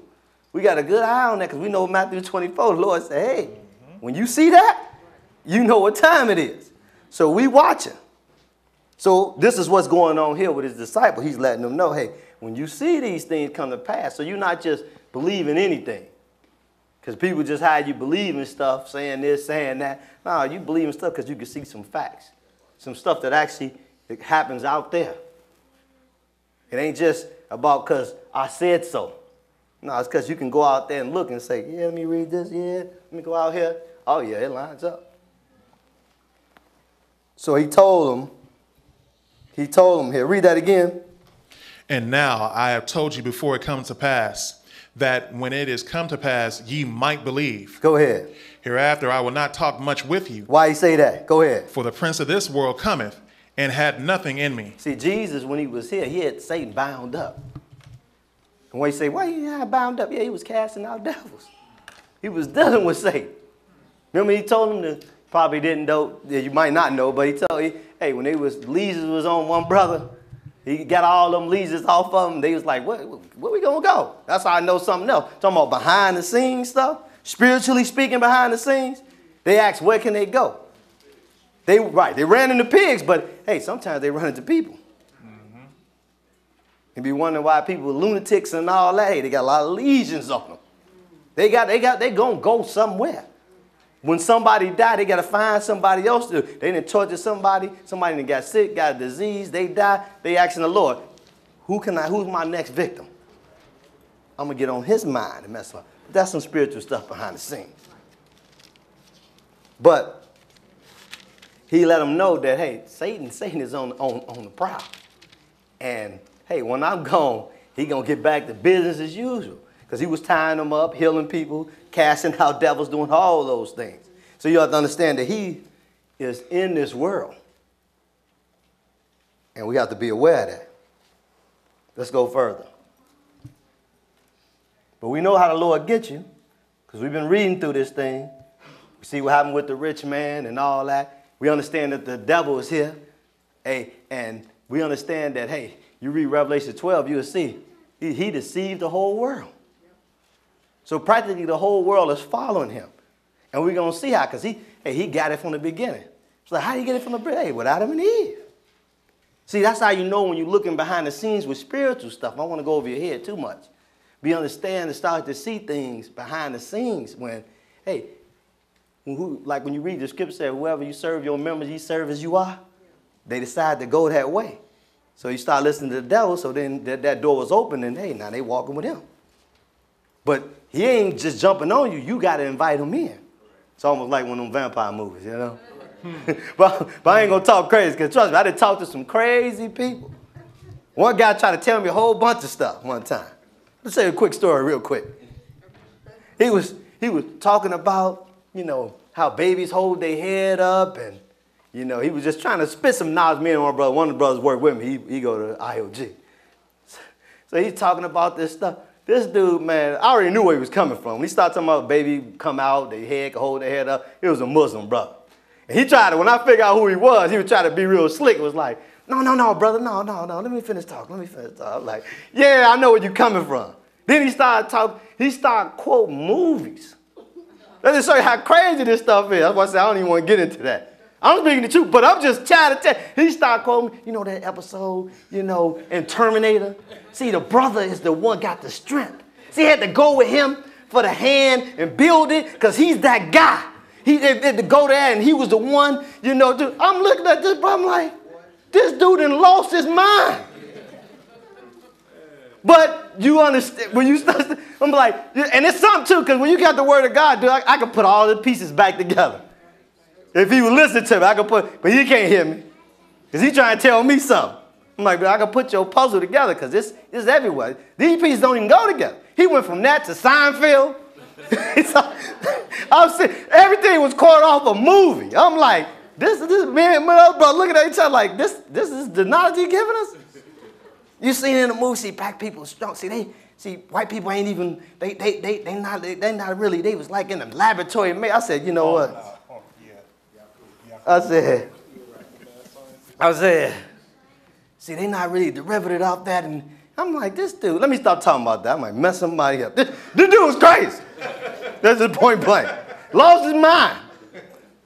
And that's just some of the stuff that the people do, man. It's like, it'd be way off the chart, but that's the way of the world. And to somebody who's been listening to, he would seem like he got some knowledge. I'm just saying. Because out of all the other stuff, I looked at the Muslims, I was like, they look like they might know a little something. I was like, nah. I never could get into none of that stuff. People done came to me about Masons and gangs and all types of stuff. Like, nah, I ain't doing none of that. Nah, I can't see myself doing that. Then I heard about the word. I said, yeah, I get in that game. I'll be with them disciples. I'm going to do that. Because I couldn't fit in with none of the other stuff. But that's a whole nother story. Where we at, brother? I done got off track. Talking about crazy people. Where we at? We're at Luke chapter 4, starting at verse 1. Okay. We're at Luke 4.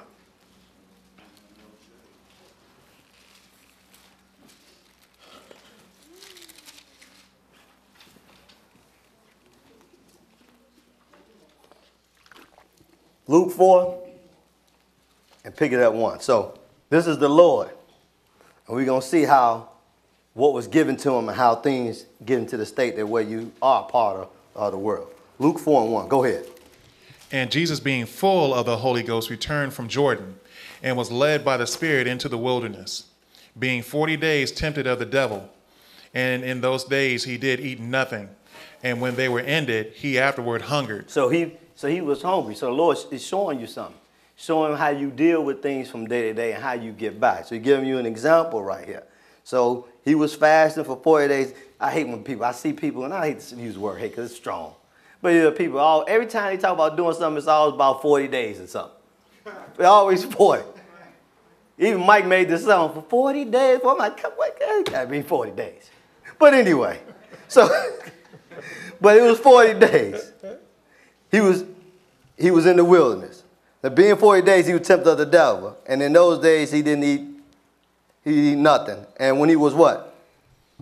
And the devil said unto him, verse 3. Go ahead. And the devil said unto him, if thou be the Son of God, command this stone, and that it be made bread. So he told him, he said, hey, because this was on his mind. He was hungry. So to let you know, the devil can read your mind. So all that lustful thoughts and all that stuff going on, he know all that stuff that you want. He got it in your mind, but you got to clean yourself up. But he knows it, so he knew he was hungry. So he asked him, hey, go on make these stones. You that man, right? You that dude, right? Go on, Commander. You know you can make these stones be made bread. Go on, do that thing, man. What Jesus said. And Jesus answered him, saying, it is written, that man shall not live by bread alone, but by every word of God. See, so he's letting you know, giving you an example of when you're going through that battle, like what Paul is, when he was saying, that I do not, that what I will do, that I do. That's showing you right here, this is how you combat it. This is a live example of what Paul was talking about, going through his mind, what he was doing. And you use the word to deal with that. Because that's what's going to come on in your mind. So you ain't crazy. You probably think you're crazy and all that. I heard one brother talk. He said, as long as I don't answer myself, I'm good. I said, all right. Okay. So Yeah, people be talking to themselves. You know, you catch yourself talking to yourself sometimes. Just don't answer, you good. But this is what's going on right here behind the scenes. And he's letting you know everything the devil's doing, you know, that you used to do and you know you ain't supposed to do no more. You throw a scripture in there and say, hey, this is that law that come up to the members and it's killing that flesh. Go ahead. Verse 5. And the devil, taking him up into an high mountain, showed unto him all the kingdoms of the world in a moment of time. Notice he showed him, he said, I'm going to show you everything. And watch what he say. He said, I'm showing you all these kingdoms in a moment time. I'm showing you all this. But go ahead. Verse 6.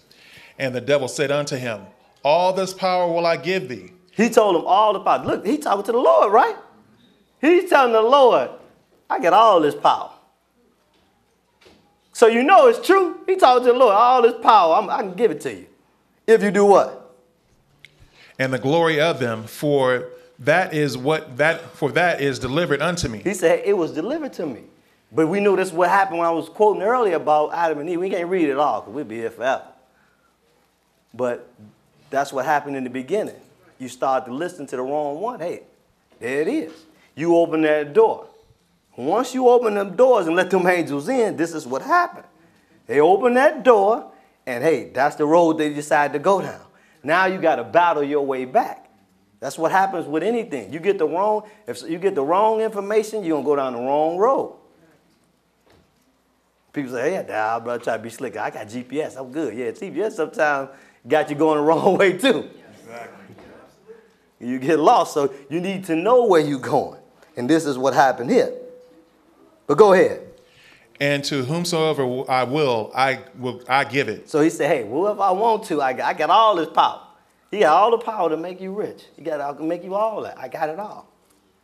So then now, when we read this here, and we start to see these things, we start to understand why whom Jesus loved. He said he loved them, right? Get his stuff up, right? Because he see where it comes from. He see what's coming. See, when it's contrary to God, the Lord know it. That's why he was able to tell Peter when he said you weren't going to die. He said, get behind me, Satan. You an offense unto me. He know what's going on. So he told he said, hey, sell that stuff, man. Because he see what's behind it. He know where his heart at behind the scenes. He looking through the man. Because the man was keeping the commandments, right? But he said, hey, boy, he can see the devil right behind him. Like, nah, you got to get rid of this dude. He own you. He own you with these riches, man. He own you. You got to get rid of it. And he gave it to him because you see he got it. He tried to give it to the Lord, right? He's like, hey, I got all this. I can give you all this. I got it. It was given to me. You know when you're talking to the Lord who created everything and he tell you, hey, that was given to me, he ain't lying. But spiritually speaking, behind the scenes, we understand the way of the world. We understand what's going on here. And that's why he told him to sell it. He said, it was given unto me. Verse 7. If thou therefore wilt worship me, all shall be thine. And Jesus answered and said unto him, get thee behind me, Satan. Ain't that what he told Peter? Because he's seeing the big picture of the whole thing. He's seeing it all. He said, hey, he told him what he was lacking. Hey, the devil, he holding on to you. You got to let him go. And this is how you do it. So that's why he told him here. He told him in verse 8, Jesus answered, saying, get thee behind me, Satan, for it's written what?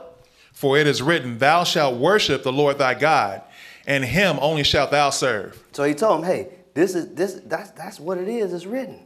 Only him you should serve. Go ahead. Verse 9. And he brought them into Jerusalem and set him on a pinnacle. So he brought him to Jerusalem, and he set him on a pinnacle of what? And said unto him, if thou shalt be the Son of God, cast thyself down from hence.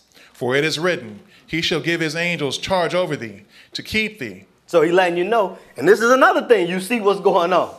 Now that this is another step, because see, you got to grow. When you talk about growing grace, you're growing in knowledge. You got to grow. So he ain't going to hit you with no small stuff on, go and buy something on the Sabbath day. You know, he can't get you on that no more. That ain't going to work no more.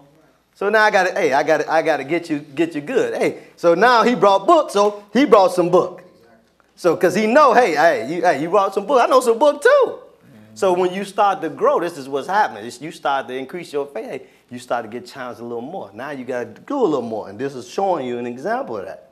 He said in verse 9, he said, and he brought him to Jerusalem and set him on the pinnacle of the temple and said unto him, if thou be the Son of God, cast thyself down hence.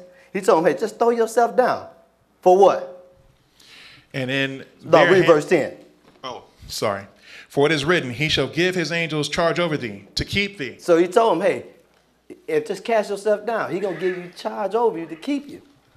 Because it's written. But what did he say after that? Go ahead.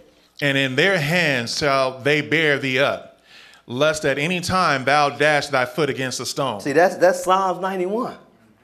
But he's letting them know, hey, this is what you need to do, and you'll be good, because it say that. But what else did it say? This is how you get, false prophets. They start to twist up to make it to the way they want it to be. This is the devil. This is showing you this example of that so you're aware of what's going on. They try to make it sound right.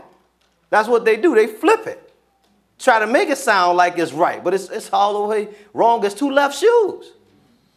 But go ahead. Verse 12. And Jesus answering said unto him, it is said, thou shalt not tempt the Lord thy God. So he said, hey, man, and it is a psalm. That's just if some happen to make a mistake and fall. That wasn't really set up just to be throwing yourself out there. But he using it out of context, and that's what false ministers do now. That's why they up under Satan. Use it out of context. But go ahead, finish that. Oh, that's it. That was it? Mm-hmm. So verse 13 said, go and read 13.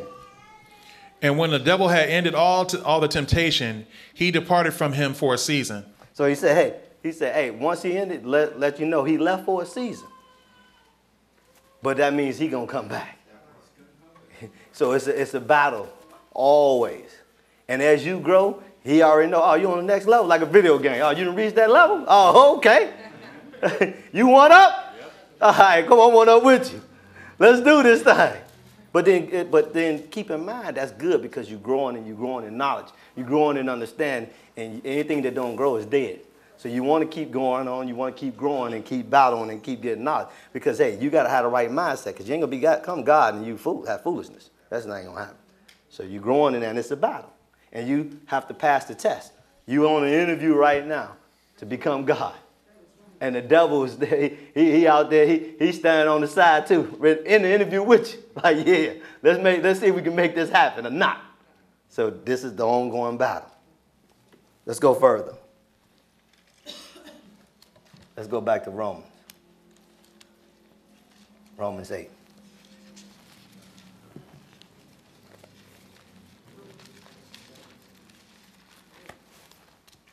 Romans chapter 8.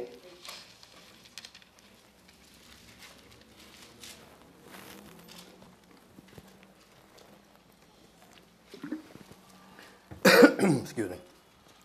Romans chapter 8, and pick it up at verse 13. 8 and 13. Go ahead. Excuse me. For if ye live after the flesh, ye shall die. But if ye through the Spirit do mortify the deeds of the body, ye shall live. So we already understand exactly what's going on here. Hey, if you're doing fleshly things, carnal things, you're going to die. That's what it is. But if you do the deed of the Spirit and of the body, you shall live. Go ahead. Verse 14. For as many as are led by the Spirit of God, they are the sons of God. So we letting you know if you live by the Spirit of God, you the son of God. So I'm here to tell you right now, if you keeping the commandments, the statutes, and judgments, hey, God love you too. He love you. He love each and every one of you for you doing this. Just like the other guy. You doing it, he love you because you keeping that. So he's showing you that, an example of that. We walking in the word of God. He's showing you, hey, he love you. Why? Because you keeping those commandments. Go up to verse 5. Go back to 5 and read that. For they that are after the flesh do mind the things of the flesh, but they that are after the Spirit, the things of the Spirit. So that's where your mindset is at. Because you staying focused on God. So you mind the things that's because we have knowledge of God and we have knowledge of the spirits because of the word. So we understand that. So we can stay focused on that. But go ahead. Verse 6. For to be carnally minded is death, but to be spiritually minded is life and peace. Yeah, and trust me, it's a con. Sabbath day come in, I ain't worried about nothing. You shut all that stuff down. It's peace. It's peace. It's a blessing to have it. You ain't going back and forth. You just shut everything down. Internet off. Because you know we got the phone stuck to our face 24/7. Unplug. But thank the Lord for the Sabbath. You can put that crap down for at least 24 hours. Till they put Facebook on there quoting scriptures. I can look at that just a little bit. Make sure you got the right people on your page. Because if not, then you might, if it outweighs, because I got an Instagram, and my Instagram, it ain't like my Facebook. I'm like, I can't deal with this one. So that's just, you want to wait to because like I said before, he going to get you any way he can get you. He have you on Facebook more than what you supposed to be. Oh, yeah, well, she won't do that, but I can keep him here doing this. Hey, however he can get you. I take a little bit. I'm good. I got time. I can get whatever I can get off you, I'm going to get off you. So we gotta be not ignorant to those devices that go on. Even with dealing with something like Facebook or Instagram, you gotta be aware of all that stuff. He's trying to get you knocked off any way he can. So you want to be aware of that. So verse 5 said, for they that are after the flesh do mind the things of the flesh, but they that are after the spirit, the things of the spirit. For to be carnal mind is death, but to be spiritual mind is life and peace. Verse 7. Because the carnal mind is enmity with God, against God. So it's his enmity to God. Carnal mind is your natural state, the way of the world, is naturally, it hates God. That's what enmity means. It naturally hates God. Why? We already know. We done went through enough scriptures to know what it is. It hates God because you're doing contrary, because you're walking with the devil. Automatically. You're already walking that way. So it's showing you that, hey, we're going the wrong way. Right out the gate. But go ahead. For it is not subject to the law of God, neither indeed can be. Because they don't want to do it. So that's why it's not, it can't be. Those are the deeds that's not doing right. It ain't subject. And it can't be because you got to return and do what's right. But go ahead. Verse 8. So then they that are in the flesh cannot please God. See, and you can't please God in your flesh. Why you can't say, it's how I think. No. The word in Proverbs says, don't lean not to your own understanding. Don't do that. That's going to be to your own detriment. Don't try to be wise in your own conceit. Don't do that. All you're doing is hurting yourself anyway. Lord is good, trust me. Because when he told them, when he was talking to his disciples, and he was talking to the Pharisees and the Sadducees, and he told them to, drink his blood and eat his flesh, they was like, this dude, he talking about cannibal stuff? He was just letting them know, hey, I'm the word, and you consuming me. But you ain't going to get it that easy. You got to study and show yourself approved. So even when his disciples were saying, man, this is a hard saying. Who can get it? He said, y'all without understanding? Then he started telling them about when he see the Son of Man come. But he's letting them know, hey, in a nutshell, hey, I got something to give you. That's why it's always been like that. That's why people, when you read the Lord and how he got stuff set up, it's totally different from how the world teaches Jesus. When his disciples at that point, I'm quoting about when they were leaving, many of his disciples walked away. After he started talking about eating his flesh, drinking his blood. Man, he a madman. He lost his mind. They walked away. When they started walking away, he looked at his disciples. He wasn't looking at them like, please, because normally, flesh be like, man, I lost all my people. I don't know. What y'all not going to leave? No, the Lord was like, y'all, you about ready? You ready? You about to ride with them? That's how the Lord look at it. You up too? You sure you want you sure? Because the Lord got something to give you. Right. And Peter was smart. He said, man, you got the key to eternal life. Where we going to go? Right. I ain't about to go out there where they hacking and I ain't going there. Where am I going to go? This is where it's at right here. It ain't no other place to go. That's foolishness out there. You don't want no parts of that. You don't. Let's go further. So I'll keep you here all day. Let's go to 1 John. Chapter 2.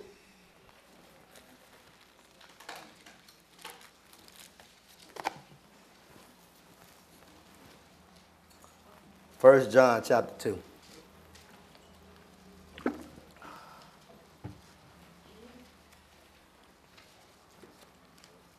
I'll pick it up at verse 9. 1 John chapter 2 and verse 9. Go ahead. He that saith he is in the light and hateth his brother is in darkness even until now. So he letting you know, hey, if you say you in light and you got some alt with your brother, you still in darkness. Go ahead. He that loveth his brother abideth in the light, and there is none occasion of stumbling in him. See, the Lord using these and showing you. Because you can read in Matthews where the Lord, hey, when I say you on your interview, people don't realize you're on the interview with your brothers and your sisters. Because, hey, the Lord ain't here. We know he in the mind, but he ain't face to face with you like that. So what does that tell you? You on your trial, see if you can get in by how you deal with your brothers and sisters, because the Lord liking it like that. He liking it how you deal with them is how you gonna do me. So you do your brother foul and ill. That's why he said that. That's why he said right here in verse 9, he said, he said, he that saith he is in the light and hated his brother is in darkness even until now. Because the Lord, like, how you treating him like that, you gonna do me the same. So that I already know you in darkness. You ain't come to the light. You still in there looking at that light. But we already know what's going on, why you ain't walking that way. It's already apparent. So that's why he said that. Go ahead, where you at, verse 11? Verse 11. But he that hateth his brother is in darkness, and walketh in darkness, and knoweth not whither he goeth, because that darkness hath blinded his eyes. See, but we already know who blinded them, right? We know who's behind the scenes blinding them so you can't see. We see that already. It's apparent. We can see it. So we already know what's going on in this aspect, what's happening, who's behind the scenes, who's pulling the strings, and what's going on. Skip down to verse 15. Go ahead. Love not the world, neither the things that are in the world. So he's telling you right now, don't love the world. Don't love things in the world, but we already got a good understanding on what's in the world. We already understand what's going on. That's why he said don't love the world, and even the things in the world. Go ahead. If any man love the world, the love of the Father is not in him. No, sir. Go ahead. For all that is in the world, the lust of the flesh and the lust of the eyes. Bam. Tell me about it. Get you every time. This is what's in the world. Consuming yourself. And you got to make sure you prepare. If you have the right stuff and knew what you're supposed to, you can deal with this stuff easily. But when you have the wrong information and you don't have what you need, it becomes difficult to go about it the right way. He said, for all this in the world, verse 16, the lust of the flesh and the lust of the eyes and the what? And the pride of life is not of the Father, but is of the world. See, that's of the world. This is the way of the world. We know that, right? We know that this is what's going on from day to day. We see that. This is what it's all about right here. You want to sum the whole world up there? You just read 1 John 2 and verse 16. That's the world right there. That is the world all right there. Lust of the flesh, lust of the world. This is what it's all about. And we understand behind the scene where it comes from and how it goes about. Go on, finish that. Verse 17. Because this is the end results of all that. See, this is the part we need to hear, because we hear about the lust of the flesh, the pride of life. You hear about all those things. But when you start to look at it, this is the end results of it all. Go ahead. And the world passeth away, and the lust thereof. But he that doeth the will of God abideth forever. See, he's letting you know that. That's what he told him. Don't lay your treasures up on this earth. Lay it up in heaven. Because it's going to come to an end. The Lord going to deal with all this stuff. And we have to understand that. That is the state. Let's go to 1 John. Let's go over one more chapter. 1 John 3 and read one verse there, verse 8.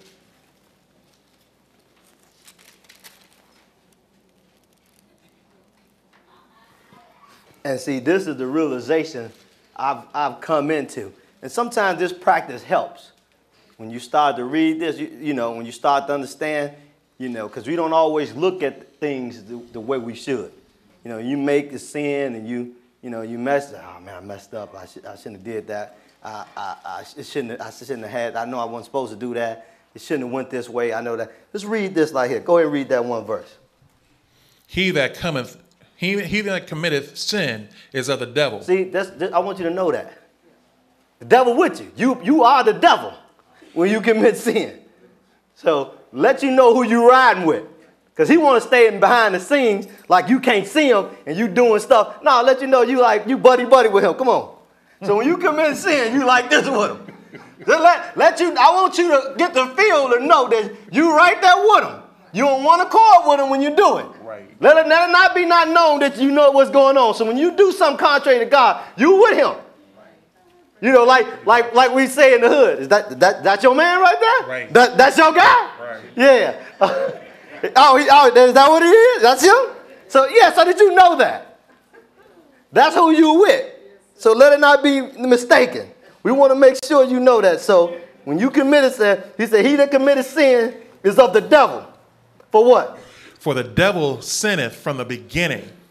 For this purpose the Son of God was manifested, that he might destroy the works of the devil. See, and the Lord going to destroy all that stuff that he put out here.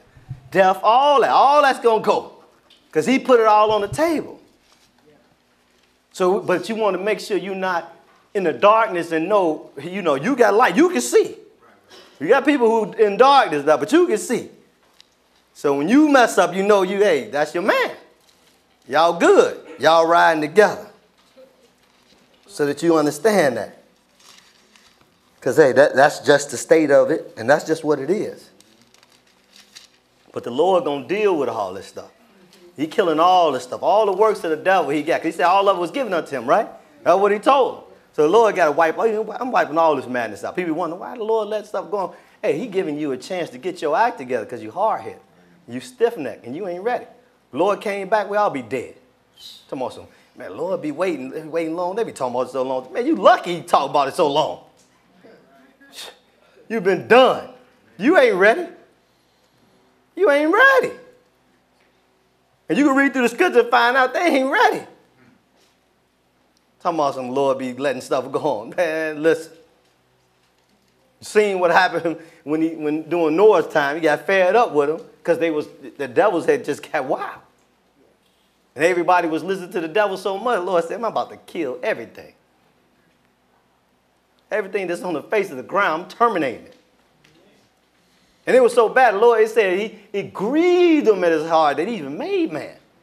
He up here trying to make a family of gods, and he was just sad at the state that man had got. And then when you read through Matthew, you say, we back here again. Yep. Same way it was then, we back here again. Lord said, I can't drown you no more. But I ain't say nothing about no fire, though.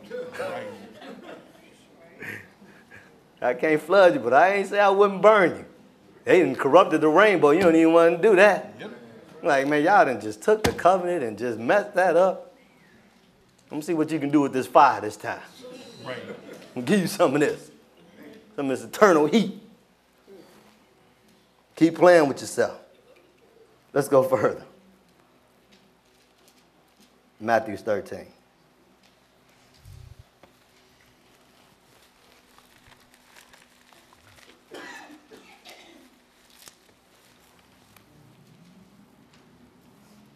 See, the Lord here, he here to terminate all the things that the devil have done. That's his mission. I mean, we wasn't even supposed to die. And man make death like it's a homegoing.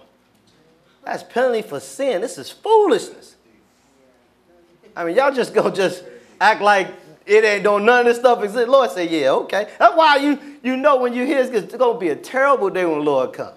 Flame and fire. It's all righteousness. Because you didn't did wrong. That's why David said, Lord, it's time for you to go to work. They made void your law. Yeah, like Lord some punk or something.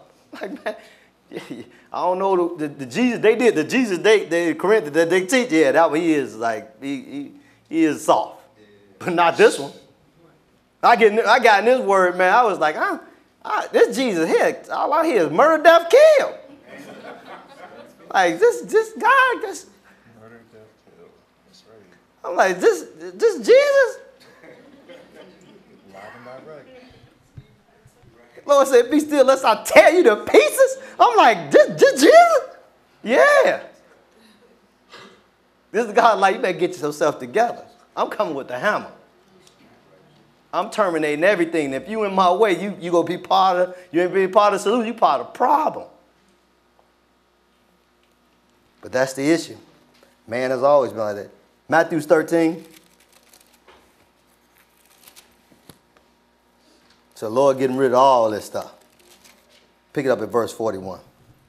Matthew 13 and 41. Go ahead. The Son of Man shall send forth his angels, and they shall gather out of his kingdoms all things that offend him, and them which do iniquity. And iniquity is sin. So he gonna gather it all together. All of it. Everything that's evil, he got it all together. Even death, all that stuff going in the bag. And it's all getting thrown in the lake of fire. Go ahead. And shall cast them into a furnace of fire. There shall be wailing and gnashing of teeth. See, this is the upcoming of what the Lord got going on. So if you got that outside way of the world thinking, hey, the Lord gonna consume. He gonna consume all that stuff because he's getting rid of everything in this world. Because we can see when we read through the scriptures, hey, the devil said, hey, I got all this. This is all given unto me. So he done planted all this stuff, these minds of these people, and all this evil. You can see it right now. All that murder and killing. He part of that. He got this going on exactly how he wanted. And the Lord is going to destroy all his works. He's going to destroy it all because he created all this madness, and that's what's going on. Let's go back and read something. You finish that? Verse 43. Go ahead. Then shall the righteous shine forth as the sun in the kingdom of their Father. Because see, once he get rid of all of that, then it's going to be peace on earth and goodwill towards men. But he got to destroy all that. See, that's why people come up and try to be wise and don't can see, talking about the kingdom of God came, brother, already. No, because all this stuff here ain't destroyed. Evil, the kingdom, dude, kingdom of God, really? You know, they try to be wise. You get some of your Hebrew brothers be like, it already came, brother. Like, you see this out here? You that's God? That's God's kingdom? But then I go back to like I did before. That's your man? Right. That's your guy? Right. Yeah, I see that.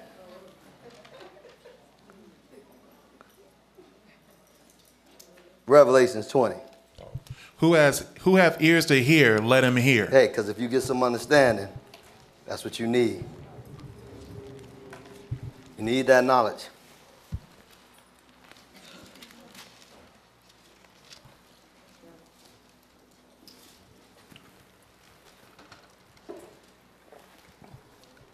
Revelations 20, and pick it up at verse 10.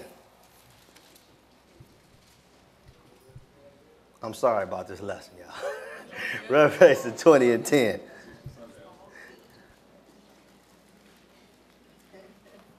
Go ahead. And the devil that deceived them was cast into the lake of fire and brimstone, where the beast and the false prophet are, and shall be tormented day and night forever and ever. So he letting you know that, hey, we seen that he going to kill everything. So you got the beast and false prophet. That's going to be the Pope and the military man, but that's another lesson. But he's just letting you know, hey, he getting everything that offend. These are talking about the last days. He throwing it all in there. Even finally the devil going to go in there. Go ahead. Verse 11. And I saw a great white throne, and him that sat on it, from whose face the earth and the heaven fled away. See, notice, if you start reading through Revelation, you know they would be running from God. You supposed to love, I thought y'all love Jesus. Why y'all fleeing from him? You love God, but you running? There's a problem here. But then again, I always pose the question, I always say, hey, you think the Lord happy with the way the world is? Or you think he's mad? He's going to be angry. Look at the state of the world. If he's coming with flame and fire, was always the question I always posed, because I knew that. I ain't know nothing else. But I knew, yeah, the Lord going to burn it up. But I never thought about why.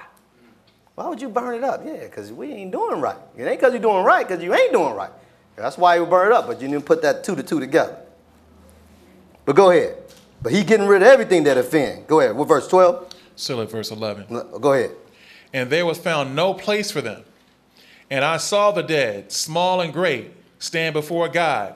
And the books were open. And another book was open, which is the book of life. See, he judging you on what's written in the scriptures.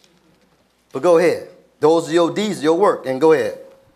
And the dead were judged out of those things which were written in the books, according to their works. Yep, according to your works. See, this is the works I told that lady about. She was like, let me go make. She just started making up works. Oh, you're in trouble. When you lean to your own understanding. That cannot be good. Go ahead, finish this. Verse 13. And the sea gave up the dead which were in it, and death and hell delivered up the dead which were in them. See, that's why people go commit suicide like I was talking about earlier and kill themselves. You coming back.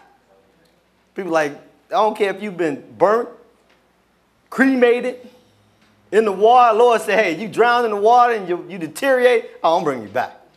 Like, how can you bring him back? How can God make man from dirt?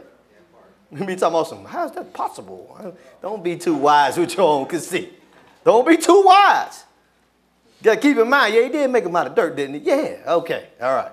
So if you in pieces or you in ashes, he can put you back together, because when you burn him, you go in ashes, what is that? That ain't nothing but dirt again, right? You got the ashes, it's just dirt, right? I'm pretty sure you can put that back together. You don't know how to put it back together, the Lord did. You put that piece back together. Like, oh, brother, oh, how you doing? You back. Yeah, Lord. So keep in mind when you're doing some foolishness and, brothers kill and do suicide and doing all that, he's going to wake you back up. He's going to put you back together. And trust me, you're going to have, they say about your brain, you don't use all of it. Hey, the Lord going to have it wholly functioning. Sometimes you come back and remember, like, yeah, I forgot all about that. Lord going to have it all. You'll remember everything. People ask me a lot of times, am I going to be able to remember stuff? Oh, yeah. 100%. You're going to remember stuff probably when you was 2 years old. Lord going to have it all back to your memories. You're going to remember everything crystal clear, because you can't be judged if you don't know. So everything you did in your life, you're going to remember it all. All that foolishness. People get nervous. Thank the Lord you ain't like that no more, right? Lord, I'm glad you watched all that away, because I was bogus. But, hey, you're going to have all the memory to remember that stuff. Because people ask me stuff like, am I going to care, about my family and my mom? I said, nah. You don't have a mind of God. The only thing you're going to care about is, did you do what you were supposed to do? Because God don't respect the person, so you ain't going to hide that foolish thinking like, oh, it's my auntie, so I'm going to let her slide a little bit. Don't do that no more, auntie. Nah. Auntie, did you do what you supposed to do? Because, see, when you look at it in that aspect, we got to look in the aspect that we all say we're children of God, right? So then where's the respect the person at? So when you have that mind, say you have a mind of God, you understand clearly. So you're able to judge righteously. Grandma, you didn't do what you're supposed to do? Open the flame up. Because we're judging what you do. See, that's why it's about what you do, not what you say. And your work's going to follow you. So if it add up, praise God. If it don't add up, praise God. Because it's all righteous. And that's where we got to hold our hat on. But go ahead. Where you at? End of 13. Go and finish that. And they were judged every man according to their works. Yep. So all your works, you're going to judge whatever you do.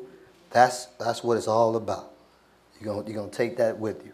Go ahead, finish that last one. And death and hell were cast into the lake of fire. This is the second death.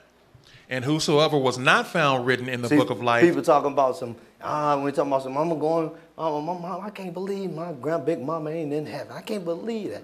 Then I tell them stuff like this. I read them stuff like this. Which death? Second death? What heaven? Which heaven? They be like, see, you ain't got no understanding. You telling me one thing, you don't even know. You don't know which heaven. You don't know this is second death. Second death.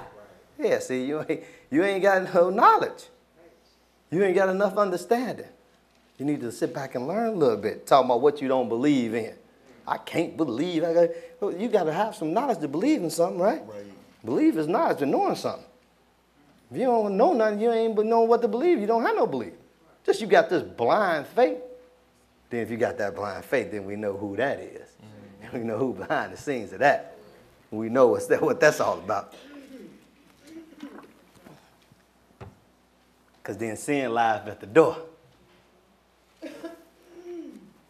Let's go further. Let's go to Isaiah 25.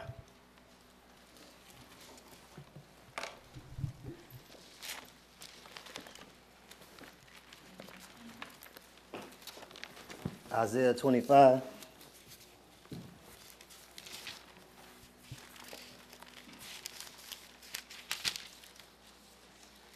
I'm going to read one verse there. Isaiah 25 and read that verse 8. 25 and 8. Because the Lord getting rid of it. Go ahead.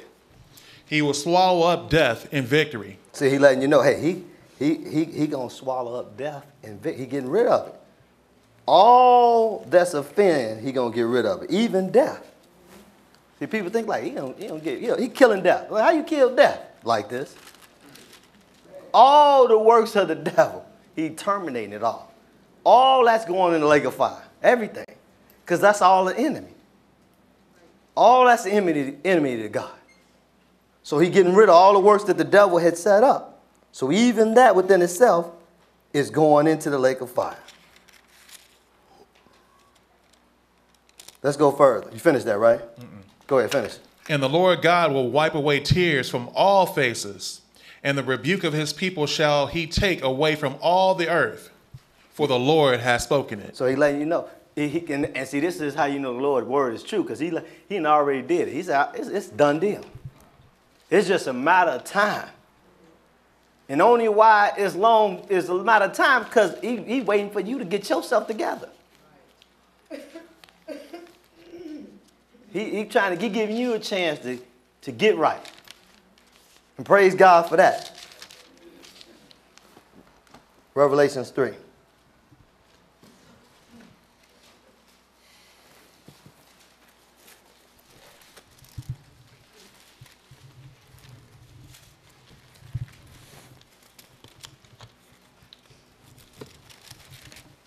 Revelations 3. I'm going to read one verse there. Revelation 3 and 20. Go ahead. Behold, I stand at the door and knock. If any man hear my voice and open the door, I will come into him and will sup with him, and he with me. See, this scripture here is showing you, hey, this is how you grow and learn. You say, how would he come in and suck with you? How would he do that? Because you start to read his word. You start to do what he say.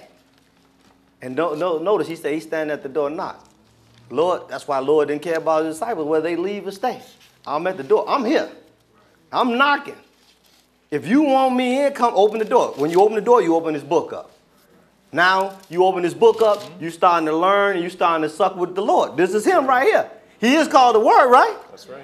So you sucking with him, you eating him. That's why they couldn't understand. Say, this is a hard saying. No, I'm eating the word. Not at all. He is the word. Right. So you eating them right now. You sucking with them, you doing this. And this is how you increase knowledge. You want to say you stagnant, you can't get where you need to go? You need to read some more. You need to put some stuff down. And you want to be aware because you already know if you get stagnant, you know who behind the scene. You don't want my man here. Not you, brother. You know what I'm saying? He ain't my man, but y'all know what I'm talking about. So we know what it is. And we understand his devices. We understand what's going on. It's the cares of the world. And the cares of the world trip you up. What's going on from day to day? What's happening from day to day? Those are the things that get you off point, get you going the wrong way. So once you understand and be aware of those devices and the things he do, you know how to maintain and do what you're supposed to. You keep in mind, my man right there. So when you getting held up, you say, oh, that's my man? Yeah. Don't let my man hold you up. He trying his best. He don't care how he get you. He try to get you any type of way he wants you to get you. I try to watch myself. Sometimes, got kids, Savage got to take a bath, I'd be like, try not to, bro. You wash it, let me wash a little bit of that. Before you know it, you've been washed the whole tub. You don't never want to do nothing until it's on the Sabbath day. Then you can got energy to do everything. Like, no, I ain't doing none of that. You won't want to do nothing. As soon as the Sabbath day comes, you got energy to do everything. I can do this, I can do that. I'm in the mood for everything. Yeah, I bet. Set up for the what up. Set up for the what up. That's how the devil try to get you every time. Soon as Sabbath day go down, you don't even feel like doing no more. Now I'm good. Beware. He behind the scenes, so that's what's happening. Revelations 3. Read that one though. He said, read it again. You read it. He said, behold, I stand at the door and knock. So the Lord is at the door. If any man hear my voice and open the door, I will come with him and suck with him and he with me. So he's sucking with you. And he's always been at the door. Let's go to Exodus 33. He's always there. He ain't hard to find.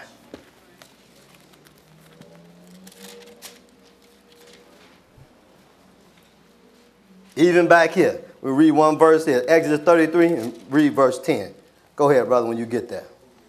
And all the people saw the cloudy pillar stand at the tabernacle door. So and this was the Lord. He was coming in the pillar of cloud in day and by the fire by night. The Lord was there, right there with him. And what happened? Go ahead. And all the people rose up and worshiped, every man in his tent door. So listen, he right there. He always been at the door. And you got to come to him. He's always been there. He always there.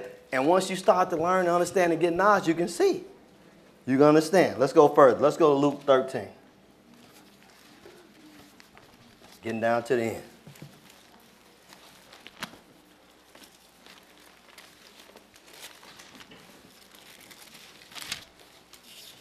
Luke 13.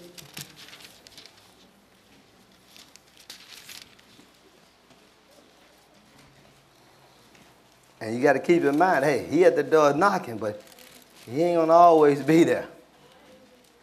Luke 13. And read that one verse, 25. 13 and 25. Go ahead.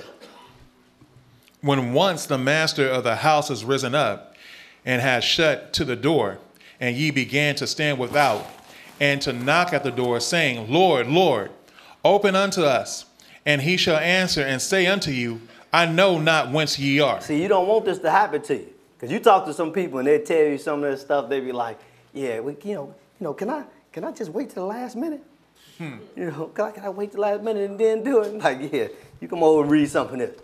Yeah, he probably be looking, hey, you come knocking, it's too late. Solomon tell you, hey, you been serving the Lord in your youth before the evil days come. When the Lord should say, I have no more pleasure in you. Because your good got to outweigh your bad. And people don't look at that. When your iniquity get filled, it's a done deal. Mm-hmm. Jesus told his brothers and sisters, your time is always ready. So what you want to do?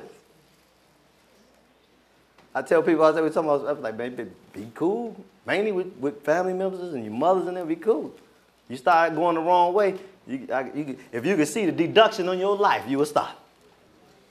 Like that end time when you die, like you just said something to your mom, oh, bing! Like, dude, you on critical condition right now with your life. But that's the way of the world, period. Because once your iniquity get filled, it's a wrap. Like Belteshazzar, he said, hey, you've been found in the balance wanted, brother. It's a wrap. You done. And that's with all of us, because all our times is whenever. So you need to do everything you need to do with all your might. And focus while you here. And do the best you can with what you got. Don't lay up under the napkin, bro. Get busy doing what you're supposed to do. Because Satan wants you to put it under there so he can get you.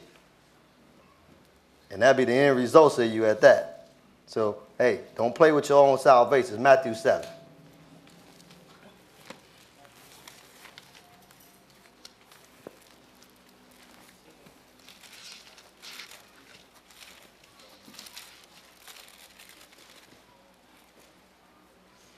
Matthew 7.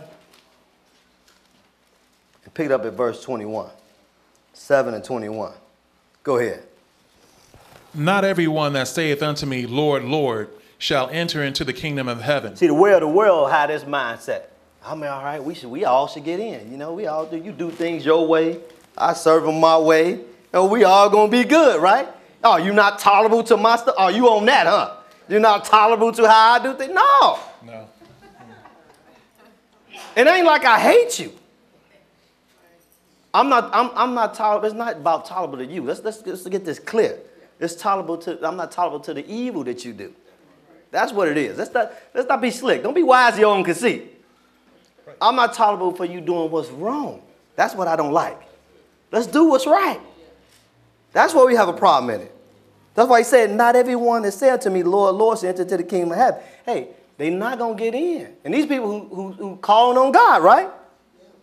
But they that do the will of the Father which is in heaven. That's what's going to get you in, doing his will. That's why we all knew how the brother walked up to Jesus and Jesus said he loved him. We knew why he loved him, right? We knew because, hey, he did the will of the Father. He doing the will.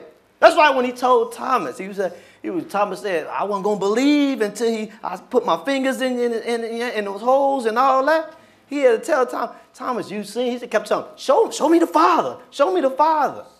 You learn stuff when you get some knowledge, understand. You learn why Jesus said, if you seen me, you seen the Father. You know me, you know him. But like, how did you know him? Because all the words I'm speaking come from him. So I'm not totally quite getting it. Let me connect it for you. You don't know people because you saw their face. You got people who say they neighbors. I didn't know he would kill 39 people. I didn't know it. He's like a nice guy. Didn't know it. See him every day. How you doing? Speak all the time. Didn't think he was like that. Why? Because you don't know him. But when you hear his words and see what he's saying, what he's about, then you know him. So you don't know about looking at him. That's why he said, if you see me, you see the Father. Why? Because you know the words. I see people on the street all the time. I don't mean I know him. I can see him every day. Yeah, I see him every day. You know him? No, I don't know him. But once you understand what's up here, that's why you know him. So that's why he told him, hey, you see me, seen him. That's just getting some understanding. But let's finish that. Verse 22. Many will say to me in that day, Lord, Lord, have we not prophesied in thy name? And in thy name have cast out devils? And in thy name done many wonderful works? He said, have we not? This is church folks right here, right? People who calling on his name, doing it. But what is the problem? Go ahead. And then I will profess unto them, I never knew you. Depart from me, ye that work iniquity. See, they doing that, but they ain't doing no works. They are way of the world. So much for you do it your way, I do it my way, we're going to get it. They did it their way. They called on the name, right? They was called on Jesus, doing work, right? They said many wonderful works, right? They were doing good stuff, good deeds, all that stuff. But he said, I don't know you because you ain't doing the deeds I'm telling you to do. It's a way to do stuff. And it's the way to do it the right way. And if not, hey, it's to your own detriment. Let's go to the last scripture, Revelation 22. And this will be it.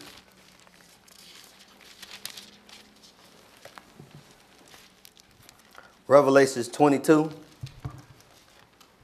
And we're going to pick it up at verse 12. Because this is the end of it. 22 and 12. Go ahead.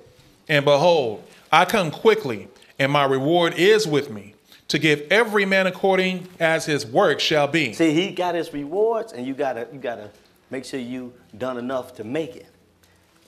And this was happening. He said, I come quickly.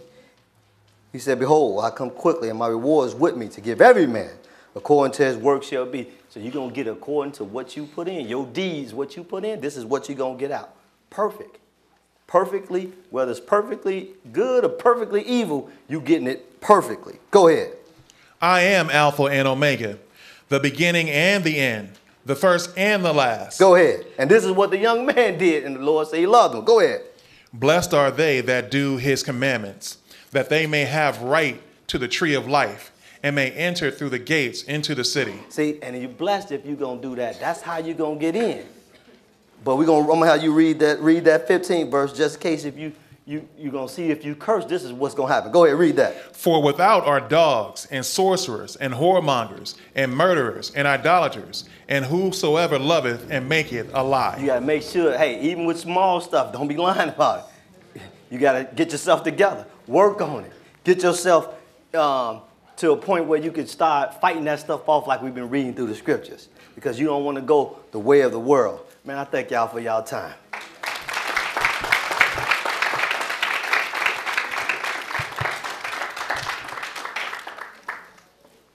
And gonna do Sabbath announcements. We welcome you and hope today's lesson increase your knowledge of the Holy Bible. CDs and DVDs of the Sabbath lessons are available. Please place your order and donation in an offering envelope, and it will be filled on the next Sabbath. The children's class, ages 5 through 12, starts at the same time as the adult Sabbath lesson in the assigned location. Bring your child so that their knowledge may be increased. Train up a child in the way he should go, and when he is old, he will not depart from it. Proverbs 22, verse 6. Yes, sir. Adult question and answer is from 4:30 to 6:30 after the Sabbath lesson. We have a question and answer every Wednesday at 5 p.m. via telephone conference line. The number and access code are located at the top of the lesson, or see the live stream of question and answer at www.thykingdomcome7.com. If you are interested in being baptized, please place your name on the list at the literature table. Remember to follow the dress code when attending our services. Men should remove all hats and all head coverings during the service times. Women should wear a head covering, such as a hat or a scarf during the service. Women should not wear tight-fitting pants or skirts or revealing clothing. Attire should be modest according to the Bible. If your child becomes restless during the Bible lesson, we encourage you to remove your child from the room until he or she has settled. Your tithes and offerings are always appreciated. Please place your tithes and offerings in an offering envelope and deposit it in the offering box. Your cooperation is greatly appreciated. Again, thank you for coming, and we hope to see you on the next Sabbath. Peace. Peace. Okay, Brother Brian got an announcement.